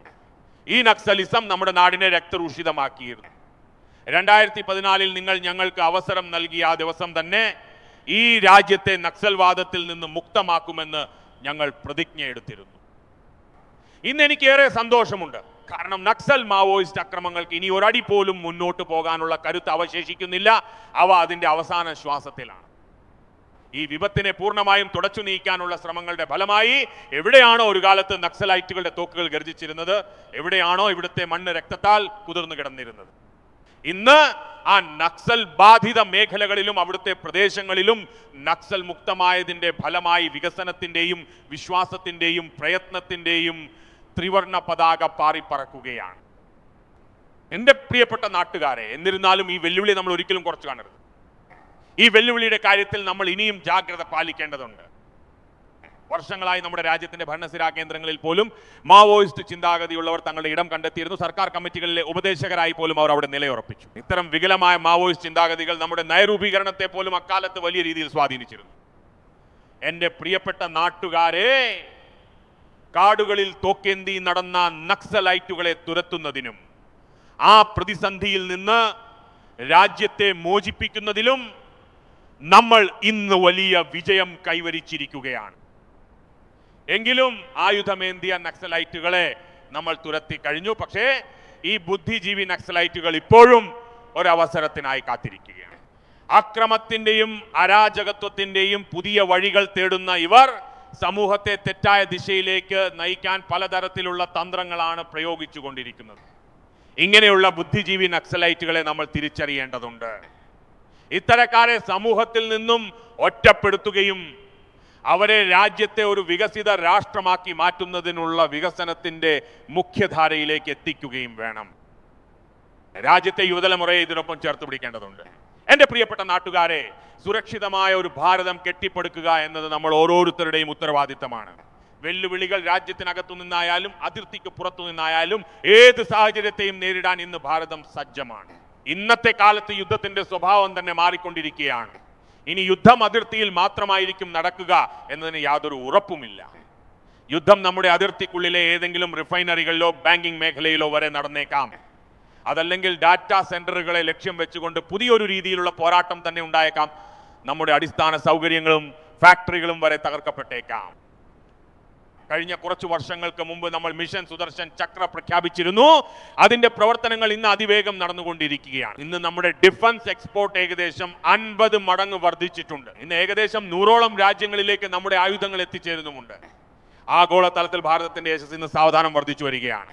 മാറിക്കൊണ്ടിരിക്കുന്ന ഈ കാലഘട്ടത്തിൽ ആയുധ നിർമ്മാണ മേഖലയിൽ നമ്മൾ കൂടുതൽ ശ്രദ്ധ കേന്ദ്രീകരിക്കേണ്ടതുണ്ട്. സായുധ സേനയുടെ കരുത്ത് വർദ്ധിപ്പിക്കുന്നതിനൊപ്പം തന്നെ നമ്മുടെ പൗരന്മാരെയും ഇത്തരം സാഹചര്യങ്ങൾക്കായി നമ്മൾ സജ്ജരാക്കേണ്ടതുണ്ട്. കഴിഞ്ഞ നൂറ്റാണ്ടിലെ യുദ്ധമുറകൾക്ക് അനുസൃതമായാണ് നമ്മുടെ രാജ്യത്ത് സിവിൽ ഡിഫൻസ് സംവിധാനങ്ങൾ വികസിപ്പിച്ചെടുത്തിട്ടുള്ളത്. ആ സംവിധാനങ്ങൾ ഇന്ന് കാലഹരണപ്പെട്ടവയാണ്. അതിനാൽ വരാനിരിക്കുന്ന ദിവസങ്ങളിൽ സിവിൽ ഡിഫൻസിന്റെ ശക്തമായ ഒരു ശൃംഖല നമ്മൾ കെട്ടിപ്പടുക്കുമെന്ന് ചുവന്ന കോട്ടയിൽ വെച്ച് ഇന്ന് ഞാൻ പ്രഖ്യാപിക്കുകയാണ്. നമ്മൾ അവരെ ആധുനിക സംവിധാനങ്ങളെക്കുറിച്ച് ബോധവൽക്കരിക്കുകയും ആധുനിക പ്രതിസന്ധികളിൽ നിന്ന് പൗരന്മാരെ സംരക്ഷിക്കാൻ ആവശ്യമായ ക്രമീകരണങ്ങൾ ഒരുക്കുകയും ചെയ്യും. ആധുനിക വെല്ലുവിളികളെ നേരിടാൻ പ്രാപ്തിയുള്ള സിവിൽ ഡിഫൻസിന്റെ വളരെ വലിയൊരു സന്നദ്ധ സേനയാണ് നമ്മൾ രൂപീകരിക്കാൻ പോകുന്നത്. എൻ്റെ പ്രിയപ്പെട്ട നാട്ടുകാരെ, രാഷ്ട്ര നിർമ്മാണത്തിൽ നമ്മുടെ സഹോദരിമാരുടെയും പെൺമക്കളുടെയും പങ്കാളിത്തം ഇന്ന് നമുക്കേവർക്കും വളരെ വലുതാണ്. അത് നമുക്കെല്ലാവർക്കും വലിയൊരു പ്രചോദനമായി മാറിക്കഴിഞ്ഞു. ഫൈറ്റർ ജെറ്റുകളുടെ കാര്യത്തിലായാലും സിവിൽ ഏവിയേഷന്റെ കാര്യത്തിലായാലും നമ്മുടെ പെൺമക്കൾ ഇന്ന് ഏറ്റവും മുന്നിലുണ്ട്. അത് കളിസ്ഥലങ്ങളിലായാലും ശരി, നമ്മുടെ പെൺമക്കളാണ് ഇന്ന് മുൻപന്തിയിൽ നിൽക്കുന്നത്. സ്റ്റെം എഡ്യൂക്കേഷനിലേക്കുള്ള പ്രവേശന നടപടികളിലും ഏറ്റവും കൂടുതൽ കാണാൻ സാധിക്കുന്നത് നമ്മുടെ പെൺമക്കളെയാണ്. ഇന്ന് സൈന്യത്തിൽ പോലും ഇന്ത്യയിൽ നിന്ന് പുറത്തിറങ്ങിയ പെൺകുട്ടികൾ വലിയ അഭിമാനത്തോടെ രാജ്യത്തിന്റെ സൈന്യത്തെ നയിക്കാനുള്ള തങ്ങളുടെ കരുത്ത് തെളിയിച്ചു കൊണ്ടിരിക്കുകയാണ്. എൻ്റെ പെൺമക്കളുടെ കരുത്ത് എങ്ങനെയുള്ളതാണെന്ന് അറിയാമോ? കഴിഞ്ഞ ദിവസങ്ങളിൽ ഞാൻ സാനന്ദിലുള്ള ഒരു സെമി കണ്ടക്ടർ പ്ലാന്റ് സന്ദർശിക്കുകയുണ്ടായി. അവിടെ രാജ്യത്തിന്റെ വിവിധ ഭാഗങ്ങളിൽ നിന്നുള്ള ഗോത്രവർഗക്കാരായ പെൺമക്കൾ ആവേശത്തോടെ ജോലി ചെയ്യുന്നത് എനിക്ക് കാണാൻ സാധിച്ചു. പാസ്പോർട്ട് എന്നാൽ എന്താണെന്ന് പോലും അറിയാത്ത ഉൾഗ്രാമങ്ങളിൽ നിന്നാണ് അവർ വന്നത്. ആ പെൺമക്കൾ വിദേശങ്ങളിൽ പോയി പരിശീലനം നേടി വന്ന് ഇന്ന് ചിപ്പ് നിർമ്മാണ ജോലിയിൽ ഏർപ്പെട്ടിരിക്കുകയാണ്. അവരുടെ ആത്മവിശ്വാസം കണ്ട് ഞാൻ ശരിക്കും അത്ഭുതപ്പെട്ടു പോയി. നമ്മൾ 3 കോടി സഹോദരിമാരെ ലഖ്പതി ദീദിമാരാക്കാൻ ലക്ഷ്യമിട്ടിരുന്നു. ആ ലക്ഷ്യം നമ്മൾ മറികടന്നു കഴിഞ്ഞു. ഇപ്പോൾ 6 കോടി സഹോദരിമാരെ ലഖ്പതി ദീദിമാരാക്കുക എന്ന പുതിയ ലക്ഷ്യവുമായി നമ്മൾ മുന്നോട്ട് പോവുകയാണ്. 3 കോടി പുതിയ ലഖ്പതി ദീദിമാർ ഉണ്ടാകുക എന്ന് പറഞ്ഞാൽ അത് ഗ്രാമീണ സമ്പദ് വ്യവസ്ഥയിൽ വലിയൊരു മാറ്റമാണ്. ആ മാറ്റം മാതൃശക്തിയിലൂടെയാണ് വരാൻ പോകുന്നത്. എൻ്റെ പ്രിയപ്പെട്ട നാട്ടുകാരെ, ഇന്ന് പഞ്ചായത്തുകളിലും നഗരസഭകളിലും കോർപ്പറേഷനുകളിലും എല്ലാം വലിയൊരു വിഭാഗം സ്ത്രീകൾ ജനപ്രതിനിധികളായി രാജ്യത്തിന് വഴിവിളക്കായി മാറിക്കൊണ്ടിരിക്കുകയാണ്. അവർ ജനങ്ങളുടെ പ്രശ്നങ്ങൾക്ക് പരിഹാരം കാണുകയും വളരെ മികച്ച രീതിയിൽ നേതൃത്വം നൽകുകയും ചെയ്യുന്നു. ഇക്കാര്യം മുൻനിർത്തിക്കൊണ്ടാണ് നമ്മൾ പാർലമെന്റിൽ നാരീശക്തി വന്ദൻ നിയമം പാസാക്കിയത്. പക്ഷേ ഏതോ ചില കാരണങ്ങളാൽ രാഷ്ട്രീയ വേദികളിൽ കഴിഞ്ഞ 40 വർഷമായി ഈ സ്വപ്നം എപ്പോഴും രാഷ്ട്രീയ പോരാട്ടങ്ങളുടെ ഇരയായി മാറിയിരിക്കുകയാണ്. ഇന്ന് ചെങ്കോട്ടയുടെ ഈ മതിൽക്കെട്ടിൽ നമ്മുടെ ത്രിവർണ പതാകയുടെ തണലിൽ നിന്നുകൊണ്ട് ഞാൻ രാജ്യത്തെ എല്ലാ രാഷ്ട്രീയ പാർട്ടികളോടും അപേക്ഷിക്കുന്നു, അവരോട് അഭ്യർത്ഥിക്കുന്നു, വരൂ, നമുക്ക് ആ സ്ത്രീകളുടെ കരുത്തിനെ ആദരിക്കുന്നവരായി മാറാം. ആ സ്ത്രീകൾക്ക് അർഹമായ ആദരവ് നൽകാനായി നിങ്ങൾ മുന്നോട്ട് വരൂ. എത്രയും വേഗം നമ്മുടെ അമ്മമാർക്കും സഹോദരിമാർക്കും നിയമസഭകളിലും ലോക്സഭയിലും 33% സംവരണം ലഭിക്കട്ടെ. അതുവഴി ഇന്ത്യയുടെ നയരൂപീകരണത്തിൽ സ്വന്തം പങ്കുവഹിക്കാൻ അവർക്ക് സാധിക്കട്ടെ. ഇത് കാലഘട്ടത്തിന്റെ ആവശ്യമാണ്. ഞാൻ എല്ലാ രാഷ്ട്രീയ പാർട്ടികളോടും ഒരിക്കൽ കൂടി അഭ്യർത്ഥിക്കുകയാണ്, വരൂ, വനിതാ സംവരണം നടപ്പിലാക്കി സ്ത്രീകളെ ആദരിക്കുന്ന ഈ ദൗത്യത്തിൽ നിങ്ങളും പങ്കാളികളാകൂ. ഇതിന്റെ യശസ്സും ക്രെഡിറ്റും നിങ്ങളും എടുത്തോളൂ. പക്ഷേ എൻ്റെ അമ്മമാർക്കും സഹോദരിമാർക്കും അവരുടെ അവകാശം നൽകൂ. എൻ്റെ പ്രിയപ്പെട്ട നാട്ടുകാരെ, വികസിത ഭാരതം എന്ന നമ്മുടെ സങ്കല്പം പൂർത്തിയാകണമെങ്കിൽ വികസനം സമൂഹത്തിന്റെ അവസാന കണ്ണികളിലേക്കും എത്തിച്ചേരേണ്ടതുണ്ട്. 2014 മുൻപ് വെറും 25 കോടി ജനങ്ങൾക്ക് മാത്രമാണ് സോഷ്യൽ സെക്യൂരിറ്റി പരിരക്ഷ ലഭ്യമായിരുന്നത്. വെറും 25 കോടി ആളുകൾക്ക് മാത്രം. സുഹൃത്തുക്കളെ, കഴിഞ്ഞ 5-6 പതിറ്റാണ്ടുകൾ കൊണ്ട് വെറും 25 കോടി എന്ന നിലയിലായിരുന്നെങ്കിൽ നമ്മൾ വെറും ഒരു പതിറ്റാണ്ടിനുള്ളിൽ തന്നെ 100 കോടി ജനങ്ങൾക്ക് സോഷ്യൽ സെക്യൂരിറ്റി പരിരക്ഷ നൽകി കഴിഞ്ഞു. ആയുഷ്മാൻ ഭാരത് പദ്ധതിയിലൂടെ 70 വയസ്സ് തികഞ്ഞവർക്കും പ്രായമായ മുതിർന്നവർക്ക് പോലും ഇന്ന് 5 ലക്ഷം രൂപ വരെയുള്ള ചികിത്സാ സഹായം സൗജന്യമായി ലഭിക്കുന്ന സാഹചര്യമാണുള്ളത്. കോടിക്കണക്കിന് കുടുംബങ്ങൾക്കാണ് ഇതിലൂടെ വലിയ ആശ്വാസം ലഭിച്ചിരിക്കുന്നത്. ആയുഷ്മാൻ കാർഡ് വന്നതുകൊണ്ട് മാത്രം ഏകദേശം 2 ലക്ഷം കോടി രൂപയോളമാണ് ലാഭിക്കാൻ കഴിഞ്ഞത്. മരുന്നുകൾക്കും ശസ്ത്രക്രിയകൾക്കുമായി ഇത്രയും തുക ചെലവാക്കേണ്ടി വരുമായിരുന്ന എൻ്റെ കുടുംബത്തിലെ മക്കൾക്കും പാവപ്പെട്ട കുടുംബങ്ങൾക്കും അതുപോലെ മധ്യവർഗ കുടുംബങ്ങൾക്കും ഇത് വലിയൊരു സഹായമായി മാറി. എൻ്റെ പ്രിയപ്പെട്ട നാട്ടുകാരെ, ഇന്ന് ഒരു കാര്യത്തിനായി എനിക്ക് നിങ്ങളുടെ സഹായം വേണം. ഞാൻ നിങ്ങളിൽ നിന്നെല്ലാം ഒരു സഹായം അഭ്യർത്ഥിക്കുകയാണ്. എല്ലാ യുവജനങ്ങളും ഇതിന് നേതൃത്വം നൽകണമെന്ന് ഞാൻ ആഗ്രഹിക്കുന്നു. നിങ്ങളുടെ 1 അല്ലെങ്കിൽ 2 മണിക്കൂർ രാജ്യത്തിന് വലിയൊരു ശക്തിയാണ് നൽകാൻ പോകുന്നത്. ഈ 1-2 മണിക്കൂർ കൊണ്ട് ഞാൻ രാജ്യത്തിന് എന്ത് വലിയ ശക്തിയാണ് നൽകുക എന്ന് നിങ്ങൾക്ക് തോന്നുന്നുണ്ടാകാം. അത് ഞാൻ പറഞ്ഞു തരാം. നിങ്ങൾ വലിയൊരു ശക്തിയായി മാറാൻ പോവുകയാണ്. അതുകൊണ്ട് തന്നെ ഓരോ വീട്ടിലും ഇതിനുള്ള ഒരു അന്തരീക്ഷം ഉണ്ടാകണം. ഈ ദിവസങ്ങളിൽ രാജ്യത്ത് ജനസംഖ്യാ കണക്കെടുപ്പിന്റെ ജോലികൾ നടക്കുകയാണ്. സെൻസസ് നടപടികൾ പുരോഗമിച്ചുകൊണ്ടിരിക്കുകയാണ്. കണക്കെടുപ്പ് നടന്നുകൊണ്ടിരിക്കുകയാണ്. എന്നാൽ വെറും കണക്കുകൾ കൊണ്ട് മാത്രം കാര്യങ്ങൾ അവസാനിക്കുന്നില്ല. ആ കണക്കുകളിലെ സൂക്ഷ്മമായ വിവരങ്ങളിൽ നിന്നാണ് കൃത്യമായ നയങ്ങളും പദ്ധതികളും രൂപപ്പെടുന്നത്. രാജ്യത്തിന് മുന്നോട്ട് കുതിക്കാനുള്ള ഒരു രൂപരേഖ തയ്യാറാക്കാൻ ഇത്തരം കൃത്യമായ വിവരങ്ങൾ ലഭ്യമാകേണ്ടത് അത്യാവശ്യമാണ്. പലപ്പോഴും സർക്കാരിന്റെ ഭാഗത്തു നിന്ന് വിവരങ്ങൾ ശേഖരിക്കാൻ വരുന്ന പ്രതിനിധികൾ അത്രയേറെ തിരക്കിലായിരിക്കും. ചിലപ്പോൾ അവർ ഓരോ സ്ഥലത്തും ഓരോ തരത്തിലുള്ള സ്പെല്ലിങ്ങുകളായിരിക്കും രേഖപ്പെടുത്തുന്നത്. ഇത് കാരണം കൃത്യമായ അന്തിമ ഫലം ലഭിക്കുന്നതിൽ നമുക്ക് ബുദ്ധിമുട്ടുകൾ നേരിടേണ്ടി വരുന്നുണ്ട്. എന്നാൽ ഇപ്പോൾ ടെക്നോളജി ലഭ്യമാണ്.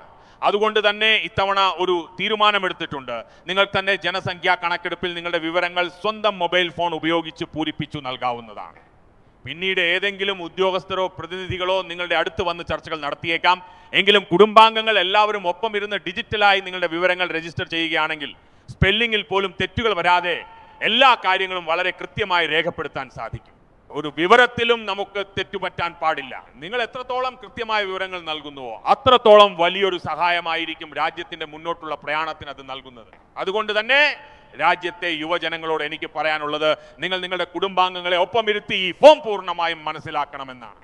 ആദ്യം ഒരു പേപ്പറിൽ ഈ വിവരങ്ങൾ പൂരിപ്പിക്കുക, എന്തെങ്കിലും തെറ്റുകൾ ഉണ്ടെങ്കിൽ അത് തിരുത്തുക, അതിനുശേഷം സാങ്കേതിക വിദ്യ ഉപയോഗിച്ച് അത് ഡിജിറ്റലായി അപ്ലോഡ് ചെയ്യുക. ഇത്ര വലിയൊരു കാര്യം രാജ്യം നേടിയെടുക്കുന്നത് നിങ്ങൾ നോക്കൂ. ഇത് രാജ്യത്തിന്റെ സമയവും കരുത്തും ഒരുപോലെ ലാഭിക്കാൻ സഹായിക്കും. ഈ വിവരങ്ങൾ ശരിയായ ആവശ്യങ്ങൾക്കായി ഉപയോഗിക്കാൻ സാധിക്കും.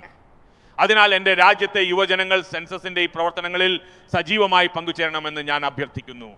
എൻ്റെ പ്രിയപ്പെട്ട യുവജനങ്ങളെ, ചെങ്കോട്ടയിൽ വെച്ച് ഞാൻ പഞ്ചപ്രാണുകളെ കുറിച്ച് സംസാരിച്ചിരുന്നു. ഈ പഞ്ചപ്രാണുകൾ രാജ്യത്തെ ആത്മാഭിമാനത്തിലേക്ക് നയിക്കാനും ലക്ഷ്യങ്ങൾ മറികടക്കാനുള്ള കരുത്തോടെ മുന്നേറാനും വലിയൊരു പിന്തുണയാണ് നൽകിയിട്ടുള്ളത്. അടിമത്തത്തിന്റെ മാനസികാവസ്ഥ ഓരോ നിമിഷവും നാം ഇല്ലാതാക്കിക്കൊണ്ടേയിരിക്കണം. ഭാരതത്തെക്കുറിച്ച് നാം കണ്ട ആ സ്വപ്നം, നേതാജി സുഭാഷ് ചന്ദ്രബോസ് കണ്ട ആ സ്വപ്നം, ബാബാ സാഹബ് അംബേദ്കറും പണ്ഡിറ്റ് നെഹ്റുവും കണ്ട ആ സ്വപ്നം, സർദാർ പട്ടേലും ഭഗത് സിംഗും സുഖ്ദേവും രാജ്ഗുരുവും കണ്ട ആ സ്വപ്നം, ഡോക്ടർ ശ്യാമപ്രസാദ് മുഖർജിയും ഭഗവാൻ ബിർസ മുണ്ടയും ജ്യോതിബ ഫുലെയും കണ്ട ആ സ്വപ്നം, അവരിൽ നിന്നെല്ലാം ആവേശം ഉൾക്കൊണ്ടുകൊണ്ടാണ് നാം മുന്നോട്ട് നീങ്ങിയത്. വരൂ, നമുക്ക് ഈ ദൃഢനിശ്ചയം വീണ്ടും ആവർത്തിക്കാം. സ്വന്തം താല്പര്യത്തെക്കാൾ ഉപരിയായിരിക്കട്ടെ രാഷ്ട്രത്തിന്റെ താല്പര്യം. സ്വന്തം താല്പര്യത്തെക്കാൾ ഉപരി രാഷ്ട്ര താല്പര്യത്തിന് മുൻഗണന നൽകാം. കർത്തവ്യബോധം മാത്രമാകട്ടെ നമ്മുടെ മുഖമുദ്ര.